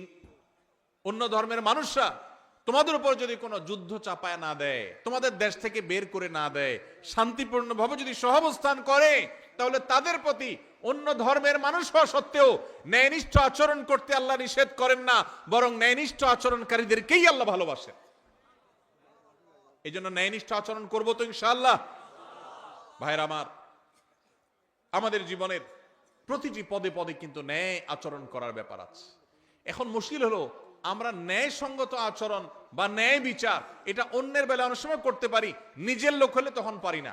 আল্লাহ রাব্বুল আলামিন সেজন্য বলেছেন, ওয়াইন কুলতুম ফাদিলু ওয়ালাউ কানা যা কুরবা। যখন কথা বলবা ইনসাফের সাথে বলবা, সত্যটা হক কথাটা বলবা, যদিও তোমার আত্মীয় হয়, রক্ত সম্পর্কীয়, কাছের লোক হয়, তারপরও হক কথা বলতে দ্বিধা করবা। একটা অপকর্ম করেছে কে? আপনার চাচাতো ভাই বা আপনার আপন ভাই বা আপনার শালা, আপনার কাছের কেউ। আপনার এখন মুখে একেবারে কুলুপ, মুখে তালা, আপনি কিচ্ছু দেখেন নাই, কারণ আকামটা করছে কে? কাছের লোক। এটা কি সুবিচার না অবিচার? অবিচার। আমার বাবাও যদি অন্যায় করেন, আর যদি এখানে আমার সাক্ষ্য দেওয়ার প্রশ্ন আসে, একজন মুকসিত যাকে আল্লাহ ভালোবাসেন, সেই সৌভাগ্যবান মানুষ, সেই ইমানদার, তিনি তার বাবার বিরুদ্ধে সাক্ষ্য দিবেন, তারপরেও তিনি অবিচার করবেন না। সহজ কথা না ভাই? ওয়াজ করা অনেক সহজ, এই বিষয়টা আমল করা এত সহজ না। আল্লাহ রাব্বুল আলামিন কোরআনে কারীমে সেজন্য বলেছেন, ওয়ালা ইয়াজরিমান্নাকুম শানাআনু কওমিন আল্লা তা'দিলু ই'দিলু হুয়া আকরাবু লিত-তাকওয়া। তোমার সাথে কারোর শত্রুতা আছে, কারোর শত্রুতা আছে, যেহেতু শত্রুতা আছে সেই জন্য ওই বেটা কোনো কারণে ফেসে গেছে। তুমি জানো যে লোকটার আসলে দোষ নাই, কিন্তু যেহেতু শত্রু, অতএব এই চান্সে সে যেহেতু ফেসে গেছে, পারলে ধরে আরো তার ডুবাই দাও। এই আচরণটা আমাদের সমাজে আছে না নাই? রাজনৈতিক দ্বন্দ্ব আছে, আপনি এক দল করেন, সে আরেক দল করে, যেভাবে হোক সে ফেসে গেছে, আসলে সে দোষী না, আপনি জানেন। দোষী হলে তো ভিন্ন কথা, মনে করেন সে দোষী না, এটা আপনি জানেন, যেহেতু তার সাথে আপনার রাজনৈতিক দ্বন্দ্ব আছে এবং সে ফেসে গেছে, তার নামে একটা বদনাম উঠে গেছে, তাহলে এবার এই চান্সে আপনিও ঢোল পিটাইয়া তার বদনামে আরো বাড়ায় দিলেন। সুবিচার না অবিচার? আল্লাহ এই কথা বলেছেন, ওয়ালা ইয়াজরিমান্নাকুম শানাআনু কওমিন আল্লা তা'দিলু। খবরদার, কারোর সাথে তোমার শত্রুতা থাকতে পারে, ভিন্ন মত থাকতে পারে, ভিন্ন চিন্তা থাকতে পারে, মতবিরোধ থাকতে পারে, মতপার্থক্য থাকতে পারে, তোমার সাথে যত শত শত্রুতা থাকুক না কেন, শত্রুতার কারণে তার প্রতি জুলুম যেন না হয়। হক কথা শত্রুর পক্ষেও যদি যায়, সেটা বলতে তোমার দ্বিধা করা যাবে না। আর যদি হক কথা বলতে গিয়ে নিজের কাছের লোক বেজার হয়, সেটা বলতেও দ্বিধা করা যাবে না। কোনো অবস্থাতে অবিচার করা যাবে আল্লাহ রাব্বুল আলামিন সে মানুষদেরকে ভালোবাসেন যারা অবিচার করে না। ভাইরা আমার, এই ব্যাধিটা আমাদের সমাজে সবচেয়ে প্রকট আকার ধারণ করেছে। শহরে গ্রামে সর্বত্র আপনি দেখবেন যে মানুষটার সবই ভালো, কিন্তু তার বিবেক বিবেচনা অনুযায়ী সে কাজ করে না। তার চোখের সামনে একটা অঘটন ঘটেছে, সে দেখেছে, কিন্তু সে না দেখার ভান করে আছে। শুধুমাত্র পক্ষের লোক যদি হয় তো উল্টাপাল্টা হইলে ওইটাকে লেপসেপ দিয়ে ওইটাকে জোড়া তালে দিয়ে ভালো করার চেষ্টা, আর যদি বিরুদ্ধের লোক হয় তাহলে ভালো জিনিসটাকেও খোঁচায় খোঁচায় খারাপ করার চেষ্টা। আছে না নাই? এগুলো করে আপনি রাজনীতি করতে পারেন, এগুলো করে আপনি ব্যক্তি স্বার্থ উদ্ধার করতে পারেন। মনে রাখবেন, কিয়ামতের ময়দানে আল্লাহর আযাবকে আপনি এড়াতে পারবেন। এই জন্য যদি মুসলমান হতে হয়, যদি মুকসিত হতে হয়, যদি আল্লাহর প্রিয় বান্দা হতে হয়, তাহলে অবিচার ছাড়তে হবে, ন্যায় বিচার আনতে হবে নিজের জীবনে, নিজের চিন্তায়, নিজের আচরণে, নিজের কথায়, নিজের কাজে। আমার কথা দিয়ে কারো প্রতি যেন অবিচার না হয়। চেষ্টা করব তো ইনশাআল্লাহ, আমাদের মুখ দিয়ে, আমাদের জবান দিয়ে কারোর প্রতি কোনো অবিচার যেন না হয়, কোন অবস্থাতেই না। আল্লাহ আমাকে, আপনাকে, আমাদের সবাইকে এই আমলটি করার মধ্য দিয়েও আল্লাহর প্রিয় বান্দা যাদেরকে স্বয়ং আল্লাহ ভালোবাসেন। যত সহজে বলে ফেলছি, বিষয়টা তো সহজ না। আরে ভাই, আল্লাহকে ভালোবাসাটাই তো অনেক বড় ব্যাপার, গৌরবের ব্যাপার যে আপনি আল্লাহকে ভালোবাসেন। রাষ্ট্রের সর্বোচ্চ চেয়ারে মানুষ, তার সাথে আপনার সম্পর্ক আছে, আসা যাওয়া আছে, এইটুকুই তো আপনার গৌরবের জন্য যথেষ্ট। আর সেখানে সেই লোক নিজে আপনাকে ভালোবাসেন, এটা যদি তিনি জানায় দেন যে আমি কক্সবাজার জেলার উখিয়ার অমুক গ্রামের অমুককে আমি ভালোবাসি, পছন্দ করি, সে আমার বন্ধু, বেস্ট ফ্রেন্ড, এটা যদি রাষ্ট্রের সর্বোচ্চ ব্যক্তি বলে, পাবলিকলি ডিক্লেয়ার করে, আপনার গর্বের কোনো শেষ থাকবে? সেখানে স্বয়ং আল্লাহ রাব্বুল আলামিন, কোন রাষ্ট্রের প্রধান না, এই সকল সৃষ্টি জগতের মহান সৃষ্টিকর্তা যিনি, তিনি নিজে ঘোষণা দিয়েছেন যাদের মধ্যে ইনসাফ আছে, যাদের মধ্যে ন্যায় বিচার আছে, যারা অন্যায় করে না, জুলুম করে না, নিজের প্রতিও না, শত্রুর প্রতিও না, অমুসলমানের প্রতিও না, কারোর প্রতি না, ন্যায় এবং ইনসাফের ক্ষেত্রে তারা এক চুলে দিক সেদিক হয় না। কে নাখোশ হলো আর কে খুশি হলো, তার দল থাকলো কি থাকলো না, তার পছন্দের লোকজন তাকে ভালোবাসলো কি বাসলো না, এসব দেখা দেখি নাই। সৎ এবং সত্য কথা সে ঠিকই বলে, ইনসাফ ঠিকই করে, জুলুম কারোর প্রতি করে না। এই মানুষকে স্বয়ং আরশের মালিক, স্বয়ং রাজাদিরাজ, সকল সৃষ্টি জগতের সৃষ্টিকর্তা মহান আল্লাহ রাব্বুল আলামিন স্বয়ং ভালোবাসেন। আল্লাহ তাআলা আমাদের সবাইকে সেই সৌভাগ্যবান মানুষদের কাতারে শামিল হওয়ার তৌফিক দান করুন। তাহলে তিনটা শ্রেণী পেয়ে গেলাম। প্রথম শ্রেণী ছিল কি? মুহসিন, যারা খুঁটে খুঁটে সব ভালো কাজগুলো করে, মানুষ উপকার করে, ইহসান করে। আর দ্বিতীয় হলেন মুত্তাকি, যাদের মধ্যে আল্লাহর ভয়ের চেতনা আছে, সেজন্য সে আল্লাহর ফরজ নির্দেশ ছাড়া থাকতে পারে না, আর আল্লাহর হারামের ধারে কাছেও যায় না। আর 3 নম্বর হলেন ইনসাফকারী, মুকসিত, যাদেরকে বলেছেন আল্লাহ, আল্লাহর ভাষা যারা মুকসিত, সে ইনসাফকারী, ন্যায় নিষ্ঠ আচরণকারী, কখনো অবিচার করে না, দোস্ত হোক আর যেই হোক। আল্লাহ তাআলা আমাদের সবাইকে এদের কাতারে শামিল হওয়ার তৌফিক দান করুন। নাম্বার 4 নম্বর হলো যারা তওবা করে। যারা কি করে ভাই? তওবা করে। আল্লাহু আকবার। আমাদের সবারই জীবনে ভুল ত্রুটি হয়, হয় কি হয় না বলেন? গুনাহমুক্ত কে কে আছেন এখানে? আছেন কেউ? সবারই আমাদের গুনাহ হয়। নবী সাল্লাল্লাহু আলাইহি ওয়াসাল্লাম এই কথাই বলেছেন, কুল্লু বনি আদম খাত্তা ওয়া খায়রুল খাত্তাইনা আত-তাওয়াবুন। সকল আদম সন্তানই কম বেশি অপরাধী, আমাদের সবারই কম বেশি দোষ আছে। কিছু লোক আছে সমাজে, দেখবেন সে কোনো দোষ খুঁজে পায় না। আছে না নাই? নিজের কোনো দোষ খুঁজে পায় না। বিপদ আপদ হলে বলে কি, আমার কেন এগুলা হলো, আমি বুঝলাম না, কি অন্যায়টা করলাম, আমি কি অন্যায় করছি, উনি খুঁজে পায় না। নিজের অন্যায় খুঁজে না পাওয়াটাই তো সবচেয়ে বড় অন্যায়, ঠিক না ঠিক? মানুষ যার পরতে পরতে ভুল হয়, এটা ভুল হয়, ওইটা ভুল হয়, মানুষ, সে মানুষ যদি নিজের ভুলের কথাই সে আঁচ করতে না পারে, এটাই তো সবচেয়ে বড় অন্যায়। অনেক লোক আছে দেখবেন বিড়ি বা সিগারেটের ধোঁয়া ছাড়তে ছাড়তে বলে, ভাই জানেন আমার এই জীবনে আমি কোনোদিন কারোর কোনো ক্ষতি করিনি। ছাড়তেছে কিসের ধোঁয়া? সিগারেটের ধোঁয়া। উপকার করতেছে না ক্ষতি করতেছে? ধোঁয়া ছাড়তে ছাড়তে বলে, জানেন ভাই এই জীবনে কোনোদিন কারোর কোনো ক্ষতি করি নাই। স্টিল সে ক্ষতি করতেছে, কিন্তু তার সে খবর। তো অনেক লোক এমন আছেন যে নিজের পাপ অপরাধ খুঁজে পায় না, বলে যে এত বিপদ আমার কেন, কি অন্যায়টা করলাম আমি, কি অন্যায় করছি উনি। ভাইরা আমার, আমাদের অজান্তে কত ভুল হয় বলেন। ধরেন আপনি নামাজে দাঁড়াইছেন, ইবাদত করতেছেন, আপনার জামাটা হয়তো কোনো কারণে একটু গন্ধ হয়ে গেছে, আপনি জানেনও না, হতে পারে না কোন এক সাইডে কোনো গন্ধ কিছু লাগছে বা কিছু। আপনার পাশের মুসল্লির কষ্ট হচ্ছে, অন্যায় না ন্যায় এটা? আপনি হয়তো টেরো পান নাই, হইতে পারে কি পারে না বলেন? আপনি হয়তো বাজারে গেছেন, পাবলিক বাসে উঠছেন, খুব চাপাচাপি ভিড়ের মধ্যে উঠছেন, এই চাপের মধ্যে একটু জোর করে উঠতে গিয়া হয়তো কেউ কষ্ট পেয়েছে, আপনি টেরো পান নাই, হতে পারে কি পারে না? হতে পারে না এরকম? আপনি হাঁটছেন, আপনার পায়ের নিচে হয়তো পিপিলিকা পড়ে মারা গেছে। পিপিলিকা আপনাকে কষ্ট দিলে নিধন করা জায়েজ আছে, তাকে মারা না জায়েজ না, কিন্তু কোনো প্রয়োজন ছাড়া, কোনো কারণ ছাড়া আল্লাহর কোনো প্রাণীকে অহেতুক হত্যা করা, এটা আপনার জন্য ইসলাম আপনি সেটা করতে বলে নাই।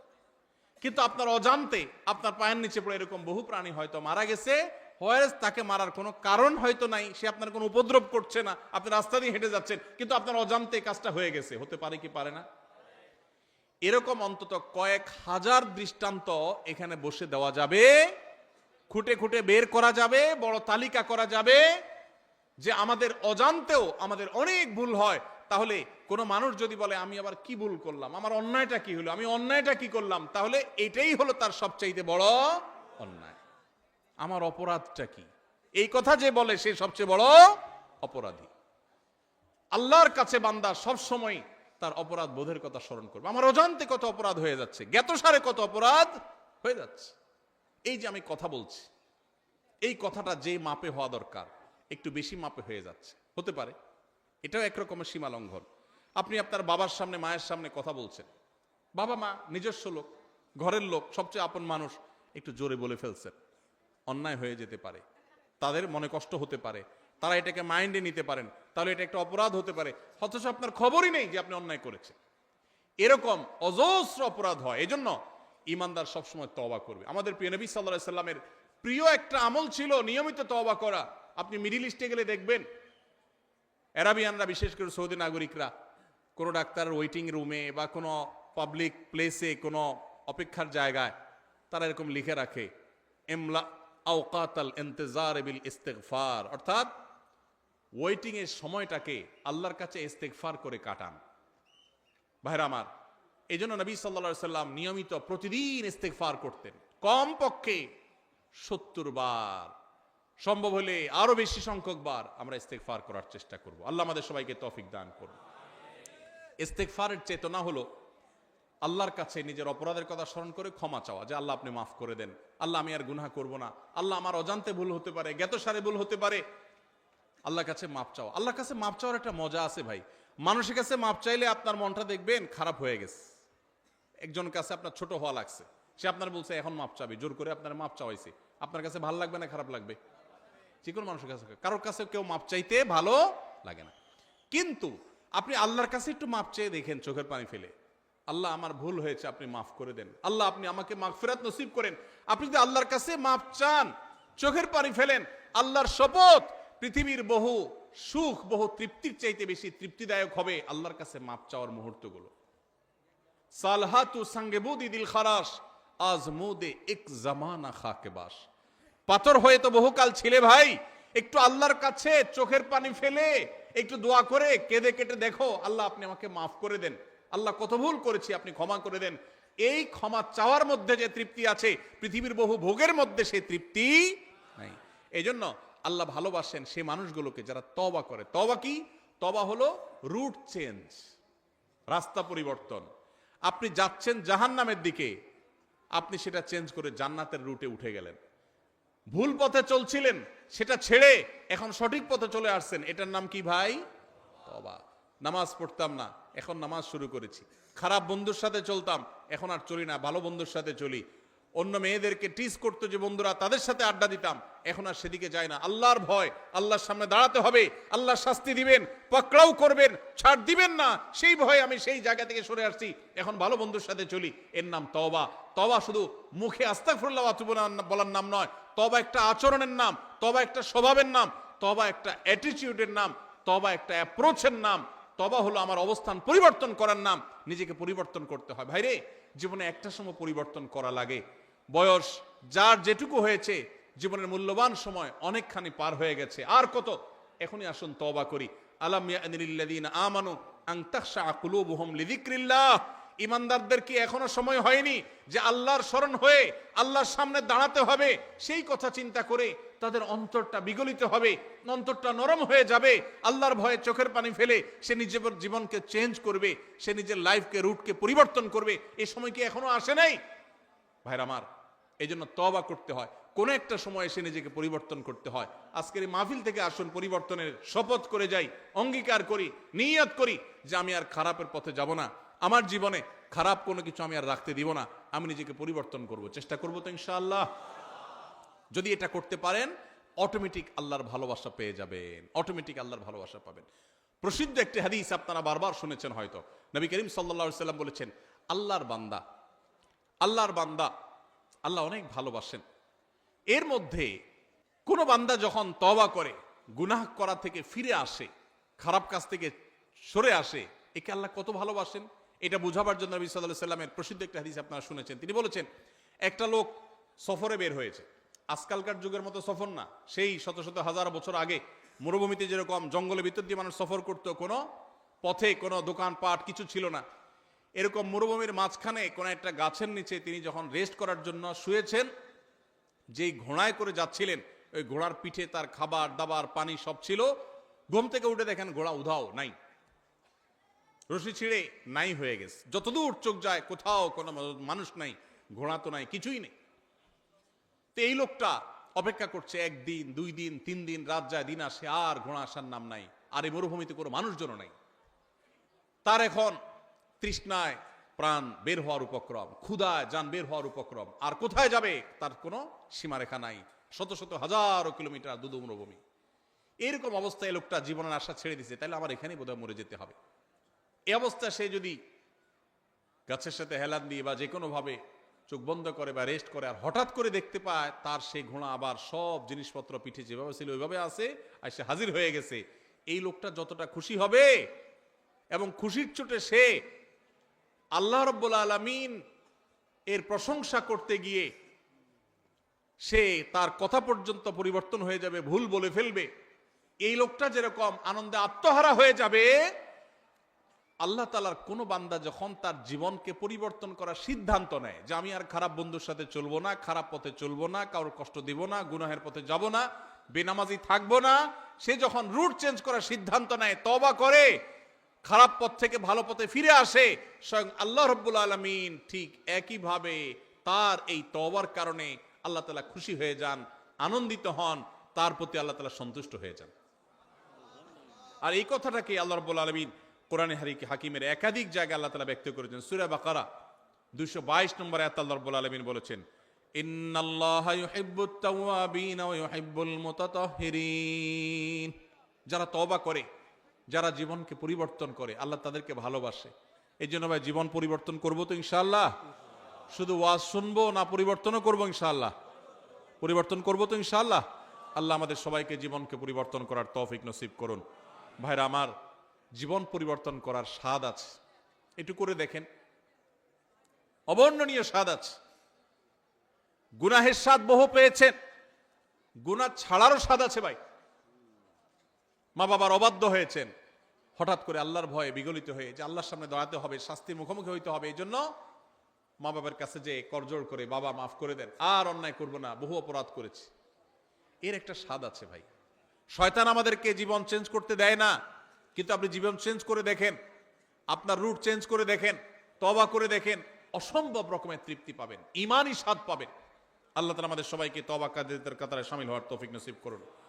ভাইরা আমার, ঠিক একইভাবে সূরা তওবার 108 নম্বর আয়াতেও আল্লাহ রাব্বুল আলামিন যাদেরকে ভালোবাসেন তাদের কথা বলেছেন। তাহলে এই আয়াত থেকে সূরা তওবা, সূরা বাকারার 222 নম্বর আয়াত থেকে আমরা জানলাম আল্লাহ তাআলা তওবাকারীকে ভালোবাসেন। এই জন্য তওবা করবো তো ইনশাআল্লাহ। তাহলে আল্লাহর ভালোবাসার চতুর্থ শ্রেণীর মানুষের পরিচয় পেলাম, তারা হলেন তওবাকারীরা। তারা কারা? তওবাকারীরা। আস্তাগফিরুল্লাহ ওয়া আতুবু ইলাইহি, আল্লাহর কাছে ক্ষমা চাই, আল্লাহর কাছেই ফিরে যাই, আল্লাহর কাছেই ফিরে আসছি, আল্লাহর দিকেই প্রত্যাবর্তন করছি, শয়তানের দিকে গেছিলাম আবার সরে আসছি, এর নাম তওবা। গুনাহ করছিলাম, গুনাহ ছেড়ে আল্লাহর বাধ্যতাগত হয়ে গেলাম, এর নাম তওবা। চেষ্টা করবো তো ইনশাআল্লাহ। ভাইরা আমার, আত্তাইবু মিনাজ যামবি কামান লা যামবা লাহ। যুবক ভাইরা আমার, জীবনে অনেক অপরাধ হয়ে গেছে, মোবাইলে অনেক হারাম জিনিস দেখেছেন, অনেক অপকর্ম করে ফেলেছেন, অনেক গুনাহ হয়ে গেছে, অনেক অন্যায় হয়ে গেছে। সুসংবাদ হলো, যদি তওবা করার ডিসিশন নেন, সিদ্ধান্ত নেন যে না আমি জীবনকে পরিবর্তন করব, আল্লাহ রাব্বুল আলামিন এত দয়ালু, এত মায়ালু, এত আরহামুর রাহিমিন যে বান্দা যদি তওবা করার সিদ্ধান্ত গ্রহণ করে, আপনার আমার মালিকের ঘোষণা আছে। নবী সাল্লাল্লাহু আলাইহি ওয়াসাল্লাম বলেছেন, আত্তাইবু মিনাজ যামবি কামান লা যামবা লাহ। কেউ যদি পাপাচার করার পর ফিরে আসে, তওবা করে, জীবন পরিবর্তন করার সংকল্প করে, সিদ্ধান্ত নেয়, কামান লা যামবা লাহ, তার আগের পাপগুলো আল্লাহ তাআলা এমন ভাবে মাফ করে দেন যেন তার আমল নামাতে, প্রোফাইলে কিছুই ছিল না, সব ক্লিন, পরিষ্কার হয়ে যায়, পুরা ডিলেট হয়ে যায়, রিসেট হয়ে যায়। আল্লাহ তাআলা তার সমস্ত গুনাহ মাফ করে দেন যদি সে সমস্ত গুনাহ থেকে তওবা করতে পারে। তওবা করবো তো ইনশাআল্লাহ। ভাইরে, যেদিন নাকের ডগার নিঃশ্বাস শেষ হয়ে যাবে, চোখের সামনে জাহান্নাম দেখা যাবে, সেদিন তওবার জিগির তুলবেন, অনন্তকাল তওবা করবেন, 2 পয়সার লাভ হবে না। এখনো নিঃশ্বাস আছে নাকের ডগায়, এখনো শ্বাস প্রশ্বাস প্রবাহিত হয়। অতএব এখনই সময় তওবা করার, এখনই সময় তওবা করার। তওবার জন্য কোনো বয়সের প্রয়োজন হয় না। আমরা মনে করি বুড়া বয়সে তওবা করতে হয়, না ভাই, যৌবন বয়সেই তওবা করতে হয়। আল্লাহ আমাদেরকে আল্লাহর তওবাকারী বান্দাদের কাতারে শামিল হওয়ার তৌফিক দান করুন। তাহলে 4 নম্বর, যাদেরকে আল্লাহ ভালোবাসেন তারা হলেন কারা? তওবাকারীরা। নাম্বার 5, উত্তম রূপে পবিত্রতা অর্জনকারী। এদেরকে আল্লাহ তাআলা ভালোবাসেন, যারা খুব ভালোভাবে পবিত্রতা অর্জন করে। ভালোভাবে পবিত্রতা অর্জন করা বলতে, আপনি যখন অজু করবেন, অজুটা সুন্দর করে করবেন। অজু সুন্দর করে করার মানে এই না যে পানি 3 বালতি খরচ করা। কম পানিতে ভালো করে অজু করতে পারা, এটাই হলো একজন আদর্শ ইমানদারের বৈশিষ্ট্য। আমাদের সমাজে দেখবেন আমরা টেপে অজু করি, তো কত পানি আমাদের খরচ হয় আমরা জানিও না। বড় একটা বালতি রেখে টেপে অজু করে একদিন, এরপর তাকায় দেখবেন হয় বালতি ফুল হয়ে গেছে না ফুল হওয়ার কাছাকাছি হয়ে গেছে, এত পানি লেগেছে। অথচ আমাদের প্রিয় নবী সাল্লাল্লাহু আলাইহি ওয়াসাল্লাম অজু করতেন 1 গ্লাস পানি দিয়ে, সামান্য একটু পানি দিয়ে তার অজু কমপ্লিট হয়ে যেত। আর আমাদের অজু করতে 1 বালতি পানি যায়। এই যে যারা মনে করেন যে আমি কি এমন অপরাধ করলাম, আপনার লাগবে 1 গ্লাস, আপনি লাগাইছেন 1 বালতি, অপরাধ না? অপরাধ না? অপচয় হলো কি হলো না? খবরও নেই। আধুনিক বিশ্বে আমাদের অজান্তে এরকম হাজারো অপরাধ হচ্ছে, করছি ইবাদত, অজু হচ্ছে অপচয়ের গুনাহ। জবাবদিহিতা আছে। এখন বলবেন তাহলে কি করব? টেপে অজু করা ছেড়ে দিব? ভালো হয় যদি টেপে অজু না করতে পারেন, বদনাতে, মগে, অন্য কিছুতে করতে পারেন, সবচেয়ে ভালো হয়। নাই সেই সুযোগ তো টেপে করেন, কিন্তু সতর্ক থাকেন যেন অতিরিক্ত পানি খরচ না হয়। ব্রাশ করছেন আর এদিকে টেপ ছেড়ে দিয়ে রাখছেন, পড়তে আছে, হ্যাঁ, হাত ডলতেছেন, পাও ডলতেছেন, আর দিকে টেপ ছেড়ে দিয়ে আসেন। একটু কষ্ট করে টেপটা বন্ধ করে নিয়ে ডলেন, সেটুকু করছেন না। অজু করি আবার সাথে পানি অপচয় করি। বেশিরভাগ মানুষ, শতকরা হয়তো 99 জন মানুষ আমরা অজু করি সাথে অপচয় করি। কজন আছেন এখানে বলতে পারবেন যে আলহামদুলিল্লাহ আমি এ ব্যাপারে সচেতন? আমরা সচেতন থাকবো তো ইনশাআল্লাহ। তো আমি যেটা বলতেছিলাম সেটা হলো, অজু করতে গিয়ে পানি বেশি খরচ করার নাম উত্তম রূপে তো পবিত্রতা নয়। উত্তম রূপে পবিত্রতার মানে হলো, এই যে শীতের দিন আসছে, আসরের অজু দিয়ে কে কে এসা পড়তে পারেন? হাত তোলেন দেখি। মাশাআল্লাহ, দেখছেন? আসরেরও যদি এশা পড়তে পারা, এটা কি খুব বেশি বেটাগিরি? হ্যাঁ হ্যাঁ, আলহামদুলিল্লাহ কিছু মানুষ সুস্থ, এটা তাদের সুস্থতার আলামত, কিছু মানুষের জন্য এটা পজিটিভ, কিন্তু বেশিরভাগ ক্ষেত্রে এটা 2 নম্বরই। সবার ক্ষেত্রে বলি না, কিন্তু বেশিরভাগ ক্ষেত্রে কিরকম, বিশেষ করে শীতের সময় আসরেরও যদি এশা পর্যন্ত চালানোর মানে হলো অজু যায় যায় ভাব, কিন্তু অজু ছাড়ে না, ধরে রাখে, আছে না নাই? টেনে টুনে আর আধা ঘন্টা আছে, এশাটা পার করতে পারলে জান বাঁচে, আছে না নাই? এই প্রবণতাটা কি ভালো না খারাপ? এটা স্বাস্থ্যের জন্য খারাপ, ইবাদতের জন্য খারাপ। নবী করিম সাল্লাল্লাহু আলাইহি সাল্লাম বলেছেন, আলা আদুল্লুকুম আলা মা ইয়ামহুল্লাহু বিল খাতায়া ওয়া ইয়ারফাউ বিহি দারাজাত। কিছু আমল আছে যেগুলো মানুষের গুনাহ মাফ করে দেয়, আল্লাহর কাছে মর্যাদা বাড়ায় দেয়। এর ভিতরে একটা আমল হলো ইসবাগুল ওযুই আলাল মাকারিহ, কষ্ট উপেক্ষা করে হলেও ভালো করে ওযু করা, কষ্ট উপেক্ষা করে হলেও ভালো করে ওযু করা। এজন্য ওযু করতে কষ্ট হলেও ছেড়ে দিব ওযু। আপনার বাথরুমের বেগ আছে, বায়ুর বেগ আছে, পেশাবের বেগ আছে, কষ্ট করে আটকে রাখছেন, নামাজ পড়তেছেন, এটা নামাজ না, এটা ভালো করে নামাজ পড়া হলো না, ছেড়ে দেন ওযু। ফ্রেশ ওযু করলে মরে যাবেন নাকি? একটু কষ্ট হবে ঠান্ডাতে, কি সমস্যা? কিন্তু ফ্রেশ মোডে ইবাদত করবেন, ওইটার সওয়াব বেশি হবে। আর পেশাবের বেগ আছে, মন হলো টয়লেটের দিকে, আর এদিকে আপনি নামাজ পড়তেছেন, এই নামাজ কখনো ভালো নামাজ হতে পারে না। শ্বশুরবাড়িতে প্রথম যাওয়ার সময় কি পেশাবের বেগ নিয়ে যাবেন? সব ফ্রেশ ট্রেশ করে তারপরে বাহাদুরের মতো ঢুকার চেষ্টা করবেন। তো আল্লাহর দরবারে দাঁড়ানোর সময় কিভাবে পেশাবের বেগ নিয়ে নামাজ দাঁড়ান? ছেড়ে দেন ওযু। তো এই জন্য উত্তম রূপে ওযু করে যারা, তাদেরকে আল্লাহ তাআলা ভালোবাসেন। উত্তম রূপে পবিত্রতা অর্জন করে, শুধু ওযু না। যদিও উত্তম রূপে পবিত্রতা অর্জন করার একটা সংজ্ঞা হলো যে ওযুর অঙ্গগুলো ভালো করে ধোয়া, যাতে শুকনো না থাকে। নবী সাল্লাল্লাহু আলাইহি সাল্লাম বলেছেন, ওয়াইদুল আকাবিনান নার, তোমাদের পায়ের গিরা গোড়ালি এগুলোকে জাহান্নামের আগুন থেকে বাঁচায়ও। কারণ ওযুর সময়, শীতের সময় বিশেষ করে অনেক সময় দেখা যায় এগুলো শুকনা থাকে, ভালো করে ডলতে হয়। অনেকে দেখবেন যে শীতের সময় ওযুখানাতে কোনো ভিড় থাকে না, দেখবেন, কারণ দ্রুত গতিতে 4G 5G গতিতে ওযু হয়।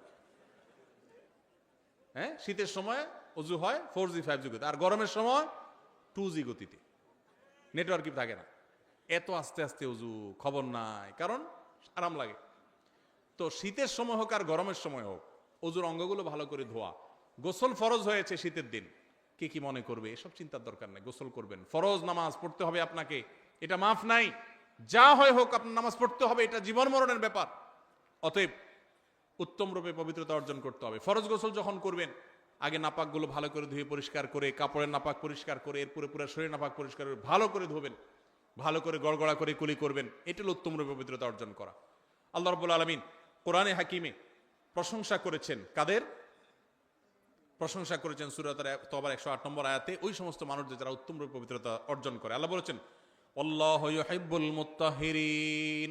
মসজিদে কুবা, মদিনার এই এলাকার মানুষদের প্রশংসা করে আল্লাহ বলেছেন, ফিহি রিজালুন ইউহিব্বুনা আন ইয়াতাতাহারু। এই এলাকার কিছু মানুষ আছে, এরা খুব ভালো করে পবিত্রতা হইতে পছন্দ করে, আর আল্লাহ তাআলা ভালো করে পবিত্র হওয়া মানুষদের ভালোবাসেন। এখানে ভালো করে পবিত্রতা হওয়ার অনেকগুলো তাফসীর এবং ব্যাখ্যার মধ্যে একটা হলো যে আরবের মানুষরা পানি মরুভূমিতে খুব বেশি পাওয়া যেত না, তারা অনেকে ঢিলা কুলুক ব্যবহার করে ক্ষান্ত হতো, আর কুবার মানুষেরা তারা ঢিলা কুলুক ব্যবহার করতো আর পানিও ব্যবহার করতো, অর্থাৎ ভালোভাবে পবিত্রতা অর্জন করত। এটা আমাদের মুসলমানদের একটা সৌন্দর্য, আমরা উত্তম রূপে পবিত্রতা অর্জন করা শিখেছি আলহামদুলিল্লাহ। পৃথিবীর অনেক দেশে মানুষ আছে তারা ওয়াশরুম সেরে পানি ব্যবহার করে না, আছে না নাই? আছে। যাই হোক, ওযু হোক আর গোসল হোক, উত্তম রূপে যারা পবিত্রতা অর্জন করে এদেরকে আল্লাহ তাআলা ভালোবাসেন। এটা 5 নম্বর। নাম্বার 6, ধৈর্যশীলকে আল্লাহ তাআলা ভালোবাসেন। কাদেরকে আল্লাহ ভালোবাসেন? ধৈর্যশীলদেরকে আল্লাহ তাআলা ভালোবাসেন। আল্লাহ রাব্বুল আলামিন কোরআনে হাকিমে ধৈর্যশীলদের ভালোবাসা সম্পর্কে বলেছেন সূরা আলে ইমরানের 146 নম্বর আয়াতে, ওয়াল্লাহু ইউহিব্বুস সাবিরিন। আল্লাহ তাআলা ধৈর্যশীলদেরকে ভালোবাসেন। ধৈর্য ধরা কি সহজ কাজ না কঠিন কাজ? বড় কঠিন কাজ। সুবহানাল্লাহ, আলহামদুলিল্লাহ বলা সহজ, কোরআন তেলাওয়াত পড়াও, এমনকি দান সদকা করো, ধৈর্য ধরাটা, চান্দি যখন গরম হয়ে যায়, মাথা যখন রক্ত উঠে যায়, তারপরও ঠান্ডা মাথায় পরিস্থিতি সামাল দেওয়া, এর নাম সবর। এর নাম কি? সবর। সবর নাই। অনেককে দেখবেন মাশাআল্লাহ নামাজে কালামে উনি 100তে 100, রোজাতে উনি 100তে 90, অনেক ভালো মানুষ, কিন্তু মেজাজ যখন গরম হয় তখনই 100-10 আছে না নাই? আছে না এরকম লোক? সবই ভালো, বদমেজাজ, সবই ভালো, কিন্তু কি বদমেজাজ। আমাদের এই দেশে পত্রিকার পাতা খুললেই দেখবেন বিয়ের বাড়িতে চিংড়ির সাইজ একটু ছোট হয়েছে। আগে তো চুক্তি করে যায়, সব তো ফকির, খাওন তো জন্মে চোখে দেখে নেই, এই জন্য আরেকজন বাড়িতে খাইতে যাবে, শর্ত করে দিয়ে গেছে এই সাইজের চিংড়ি থাকতে হবে আমাদের, কারণ আমরা ফকির নিজ জীবনে চোখে দেখিনি। বিয়ে যে যাইতে যারা শর্ত দিয়ে যায় এরা হলো এই জাতের লোক, বুঝতে পারছেন? তো সাইজ একটু বেশ কম হয়ে গেছে, কথা কাটাকাটি হয়েছে, মারামারি হয়ে গেছে, ওখানে বিয়ে তো ভাঙছে পারলে একজন শহীদ হয়ে গেছে, জাহান্নামে গেছে। যদি মারামারিতে লিপ্ত হয়ে মরে তাহলে ওইটাও জাহান্নামে যাওয়ার কথা, আল্লাহু আলাম, ব্যক্তি বিশেষের জন্য ফায়সালা না। যাই হোক, তো ধৈর্য এটা হারাই গেছে আমাদের সমাজ থেকে। সামান্য চুন থেকে নুন খসছে, তালাক হয়ে গেছে, ধৈর্য নাই। সব আমল আছে এই সমাজে কম বেশি, সবরটা উঠে গেছে, ধৈর্যটা উঠে গেছে। অথচ আপনারা অনেকেই হয়তো জানবেন একটা মাত্র আমল আছে কোরআন এবং হাদিস ঘেটে আপনি যদি দেখেন, যে আমলের বিনিময় আল্লাহ তাআলা ব্ল্যাঙ্ক চেক দিয়ে যেরকম মানুষ পেমেন্ট দেয়, আল্লাহ কিয়ামতের ময়দানে সব দিবেন ব্ল্যাঙ্ক চেক দিয়া, মানে হিসেব ছাড়া। আল্লাহ বলেছেন ইন্নামা ইউওয়াফাস সাবিরুনা আজরাহুম বিগাইরি হিসাব, যারা সবরকারী হবে, ধৈর্যশীল হবে, এদের বিনিময় দেওয়ার সময় ধৈর্য তুমি কতটা করেছো, কত ডিগ্রির করেছো, এইসব মাপজোপ দেখবেন না। আল্লাহ সবরকারীদের, ধৈর্যদারীদের হিসাব আল্লাহ তাআলা হিসাব ছাড়া দিবেন। এই জন্য সবর করবো তো ইনশাআল্লাহ। সবর করলে হিসাব ছাড়া বিনিময় পাওয়া যাবে, সবর করলে আল্লাহর ভালোবাসা পাওয়া যাবে। আল্লাহর ভালোবাসা, ওয়াল্লাহু ইউহিব্বুস সাবিরিন, আল্লাহ তাআলা ধৈর্যশীলদের ভালোবাসেন। আবার আল্লাহ তাআলা কোরআনে বলেছেন আল্লাহ তাআলা ধৈর্যশীলদের সাথে থাকেন, আছেন। তো এই জন্য ধৈর্য ধারণ করার চেষ্টা করব। ধৈর্য 3 প্রকার ভাই। এক হলো ইবাদত করতে গিয়ে ধৈর্য, ফজরের সময় নামাজ পড়তে কষ্ট হয়, একটু ধৈর্য ধারণ করে নামাজটা পড়লাম, এটা এক প্রকারের সবর। আরেকটা হলো গুনাহ ছাড়তে গিয়ে ধৈর্য, একটা অপকর্ম করতে মন চাচ্ছে কিন্তু করলাম না, এটা এক প্রকারের ধৈর্য। আরেকটা হলো বিপদ আপদ হয়েছে, মাথাটা ঠান্ডা রাখলাম। ধৈর্য বিপদে সবাই ধারণ করে, ঠেলা খাওয়ার পরে সবাই ভালো হয়, ওই ভালো হওয়ার দাম নাই। আপনার মসজিদে গেছেন, জুতার দেখেন চোরে নিয়ে গেছে, বিপদ না? বিপদ না? বিপদ। মাথাটা গরম হয়ে গেছে, চোরের 14 গোষ্ঠী ধরে গালিগালাজ করলেন, মা বাপ তুলে গালিগালাজ করলেন, ধৈর্য হইল? হইল না। গালিগালাজ করে যখন চিন্তা করলেন যে এত গালিগালাজ করে লাভ হইল কি, চোর তো জুতা নিয়ে এখনো বেচাও শেষ হয়তো, তাহলে নিজের মুখ নষ্ট করলাম, লাভ হইল কি? এবার বলতেছেন থাক, যেহেতু চোরে নিয়েই গেছে, সাদাকার নিয়াত করলাম, থাক। এই সাদাকা হবে? নবী সাল্লাল্লাহু আলাইহি ওয়াসাল্লাম বলেছেন ইন্নামাস সাবরু ইনদাস সাদমাতিল উলা, বিপদ যখন আসবে প্রথম ধাক্কার সময় টিকে থাকা, হজম করে ফেলা, ধৈর্য ধারণ করা, এটাই হলো সবর। এটা হলো কি? সবর। ওইটাই ধারণ করতে হবে, চেষ্টা করবো তো ইনশাআল্লাহ। তাহলে ধৈর্য ধারণ করব ভাই। ধৈর্য ধারণ করতে পারলে ধৈর্যের ফল সব সময় ভালো হয়, কখনো খারাপ হয়। ধৈর্য ধারণ করে পৃথিবীতে মানুষ ক্ষতিগ্রস্ত হয় না, বাহ্যিকভাবে ক্ষতিগ্রস্ত হলেও আল্লাহর কাছ থেকে অফুরন্ত সওয়াব পায়। এই জন্য কখনো মাথা গরম করে সবর বা ধৈর্যহীন হব না, চেষ্টা করবো তো ইনশাআল্লাহ। যদি এই একটা আমল সাথে নিয়ে যেতে পারেন, সবর করবেন। আমল করতে গিয়ে কষ্ট হয়, সবর করলেন। পাপ ছাড়তে গিয়ে কষ্ট হয়, সবাই পাপ করে মজা করে, আমি করলাম না, কষ্ট হয়। বিপদ আসছে, মাথা রক্ত উঠে, কিন্তু নিজেকে সামলাই নিলাম, কষ্ট হয়। এই কষ্টগুলো যদি হজম করতে পারেন তো মনে রাখবেন ধৈর্যশীলদের জন্যই আল্লাহ তাআলা জান্নাত দান করবেন। আস-সাবরু জাযাউহু আল জান্নাহ, সবরের বিনিময়ে আল্লাহ তাআলা জান্নাত দিবেন। আল্লাহ আমাদের সবাইকে সবরকারীদের কাতারে শামিল হওয়ার তৌফিক নসিব করুন। সবাই চেষ্টা করবো তো ইনশাআল্লাহ। সবর আসার জন্য সবরকারী মানুষদের দেখবেন, কিছু মানুষ দেখবেন চরম পরিস্থিতিতেও মাথা ঠান্ডা রাখতে পারে, এই মানুষটার সাথে সাথে থাকবেন, তার সোহবতে যাবেন, তার সান্নিধ্যে সংস্রবে যাবেন, এর সোহবত থেকে আপনার ভিতরে এই গুণটা আসবে ইনশাআল্লাহ। তাহলে 6 নম্বর হলো যাদেরকে আল্লাহ ভালোবাসেন তারা হলেন ধৈর্যশীল সবরকারী। 7 নম্বর হলেন যারা আল্লাহর প্রতি ভরসা রাখেন, যারা আল্লাহর প্রতি ভরসা রাখেন। আল্লাহ রাব্বুল আলামিন বলেছেন ফাবিমা রাহমাতিম মিনাল্লাহি লিনতা লাহুম, হে রাসূল আল্লাহর অনুগ্রহে আপনি কোমল হয়েছেন, আপনি নরম দিলের হয়েছেন। ওয়ালাউ কুনতা ফাদদান গালিদাল কলবি লানফাদ্দু মিন হাওলিক, যদি আপনি শক্ত হৃদয়ের হতেন কঠোর স্বভাবের হতেন, তাহলে মানুষ আপনার পাশে থাকতো না। নবীজির কথা আল্লাহ তাআলা বলছেন, আমাদের নবীজি খুব নরম ছিলেন, কোমল ছিলেন, রূঢ় স্বভাবের ছিলেন না। যদি রূঢ় স্বভাবের হতেন তাহলে তার পাশে পৃথিবীর কেউ থাকতো না, গোটা বিশ্ব তার কাছে এসে গেছে তার কোমলতার কারণে। এরপর আল্লাহ তাআলা বলেছেন, ফাফু আনহুম ওয়াস্তাগফির লাহুম ওয়াশাবিরহুম ফিল আমর। অতএব হে রাসূল, আপনি যে সাহাবী সহচরদের মধ্যে থাকেন, আপনার সাথে থাকা লোকদের, তাদেরকে আপনি ভুল হলে মাফ করেন, তাদের জন্য আল্লাহর কাছে ক্ষমা চান এবং তাদের কাছে পরামর্শ করেন। ফাইদা আযামতা, পরামর্শ করে যদি কোনো সিদ্ধান্ত গ্রহণ করেন, ফাতাওয়াক্কাল আলাল্লাহ, তাহলে আল্লাহর উপর এরপরে ভরসা করবেন। কেন? কারণ ইন্নাল্লাহা ইউহিব্বুল মুতাওয়াক্কিলিন, আল্লাহ তাআলা আল্লাহর উপরে ভরসাকারী তাওয়াক্কুলকারীদেরকে ভালোবাসেন। সূরা আলে ইমরান 159 নম্বর এই আয়াতে আমরা আল্লাহর ভালোবাসার মানুষদের সপ্তম প্রকারের সাথেও পরিচিত হলাম। তারা হলেন আল্লাহর প্রতি যারা তাওয়াক্কুল রাখে। কি রাখে ভাই? আল্লাহর প্রতি ভরসা রাখে। আল্লাহর প্রতি কি রাখে? ভরসা রাখে। আল্লাহর ভরসার মানে তো বুঝি আমরা না, কি? যে কোনো কাজ করার মালিক একমাত্র কে? অতএব আমি শত চেষ্টা করব, আমার মামু খালু আছে, হাই হ্যালো আছে, যাই থাকুক, কিন্তু আমার ভরসা থাকতে হবে কার উপরে? যে হবে সেটাই যেটা আল্লাহ ফয়সালা করেন। আল্লাহ ফয়সালা না করলে বহু মামু খালু থেকে কিছু হবে। আবার একইভাবে আমার জীবনে যত বিপদ আসুক, আমি বাহ্যিকভাবে দেখছি যে আমার চোখে ধোঁয়া ছাড়া কিছু নেই, আমার দেয়ালে পিঠ ঠেকে গেছে, তারপরও আমার ভরসা থাকবে কার উপরে? আল্লাহর উপরে। আল্লাহর উপরে ভরসা থাকবে যে আল্লাহ আমাকে দেখবেন। হাসবি আল্লাহ, যে কোনো বিপদে পড়বেন হাসবি আল্লাহ, মানে আল্লাহ আমার জন্য যথেষ্ট। এটা তাওয়াক্কুলের আলামত। উহুদ যুদ্ধের পর মুসলমানদেরকে যখন নানান ভয় দেখিয়ে সন্ত্রস্ত করার চেষ্টা করা হয়েছে, যে বদর যুদ্ধে উহুদ যুদ্ধে যেখানে মুসলমানরা নানাভাবে জর্জরিত, এরপরে আবার কাফেররা আবার সবাই একসাথে আসছে, এই কথা বলে তাদেরকে ভয় দেখানো হলো, তখন মুসলমানরা বলেছিলেন হাসবুনাল্লাহ, আল্লাহ আমাদের জন্য কি যথেষ্ট।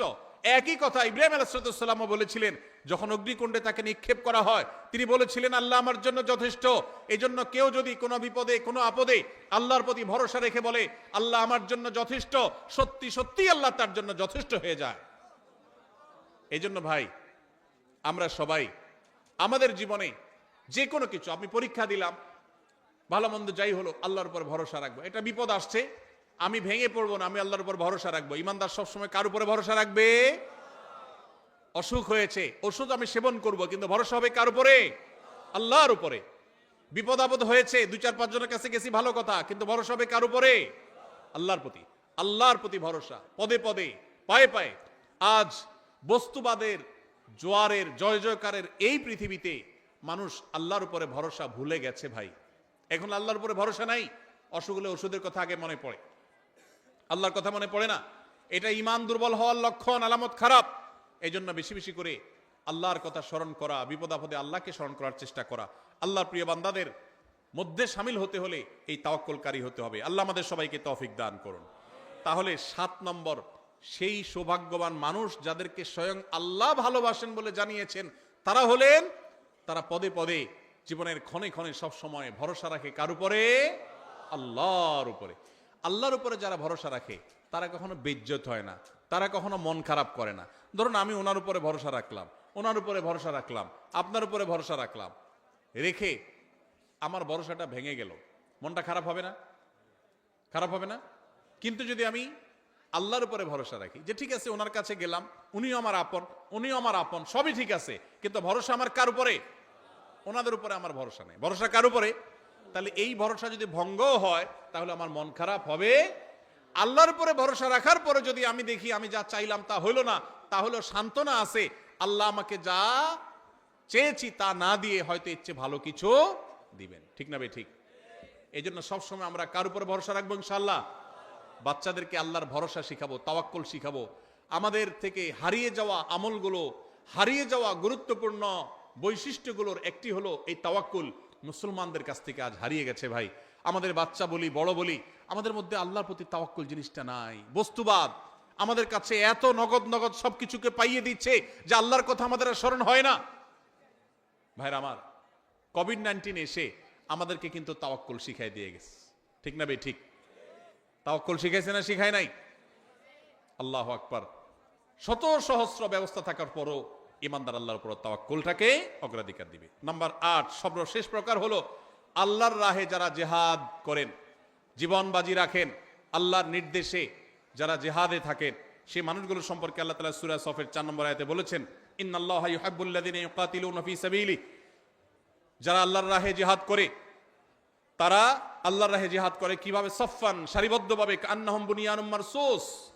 ইন্নাল্লাহা ইউহিব্বুল্লাযিনা ইউকাতিলুনা ফী সাবিলিহি সফফান কান্নাহুম বুনিয়ানুম মারসুস, যারা আল্লাহর রাহে সারিবদ্ধভাবে দাঁড়িয়ে এরকম বৃক্ষরাজির মতো যারা জিহাদে লিপ্ত থাকে, আল্লাহ রাব্বুল আলামিন তাদেরকে ভালোবাসেন, তাদেরকে আল্লাহ পছন্দ করেন। তাহলে আল্লাহর ভালোবাসার মানুষ হতে হলে আল্লাহর রাহে জিহাদ যখন করার সুযোগ তৈরি হবে তখন জিহাদও করতে হবে। আল্লাহ তাআলা আমাদের সবাইকে আল্লাহ তাআলার প্রিয় বান্দাদের কাতারে শামিল হওয়ার তৌফিক নসিব করুন। আমি এক নজরে আবারও বলে দিচ্ছি, নাম্বার 1, যারা মুহসিন, ভালো কাজ করেন খুঁজে খুঁজে, আল্লাহ তাদের ভালোবাসেন। যারা মুত্তাকি, যারা তাকওয়া অবলম্বন করেন, তাদেরকে আল্লাহ ভালোবাসেন। যারা ইনসাফ করেন, ন্যায়নিষ্ঠ আচরণ করেন, কারোর প্রতি অবিচার করেন, আল্লাহ তাদেরকে ভালোবাসেন। নাম্বার 4, যারা তওবা করেন, কোনো অন্যায় ভুল হয়ে গেলে আল্লাহ তাদেরকে ভালোবাসেন। নাম্বার 5, যারা উত্তম রূপে ভালো করে পবিত্রতা অর্জন করে, তাদেরকে আল্লাহ ভালোবাসেন। নাম্বার 6, যারা বিপদ আপদে ইবাদত করতে গিয়ে, গুনাহ থেকে বেঁচে থাকতে গিয়ে সবর করে, সে সবরকারীদের আল্লাহ ভালোবাসেন। নাম্বার 7, যারা আল্লাহর পরে ভরসা রাখেন, তাদেরকে আল্লাহ ভালোবাসেন। নাম্বার 8, যারা আল্লাহর রাহে জিহাদে রত হন, আল্লাহ তাআলা তাদেরকে ভালোবাসেন। আল্লাহ তাআলা আমাদের সবাইকে আল্লাহর ভালোবাসা মানুষদের কাতারে শামিল হওয়ার তৌফিক নসিব করুন, বলুন আমিন। আল্লাহর ভালোবাসা অর্জন করার তৌফিক নসিব করুন, বলুন আমিন।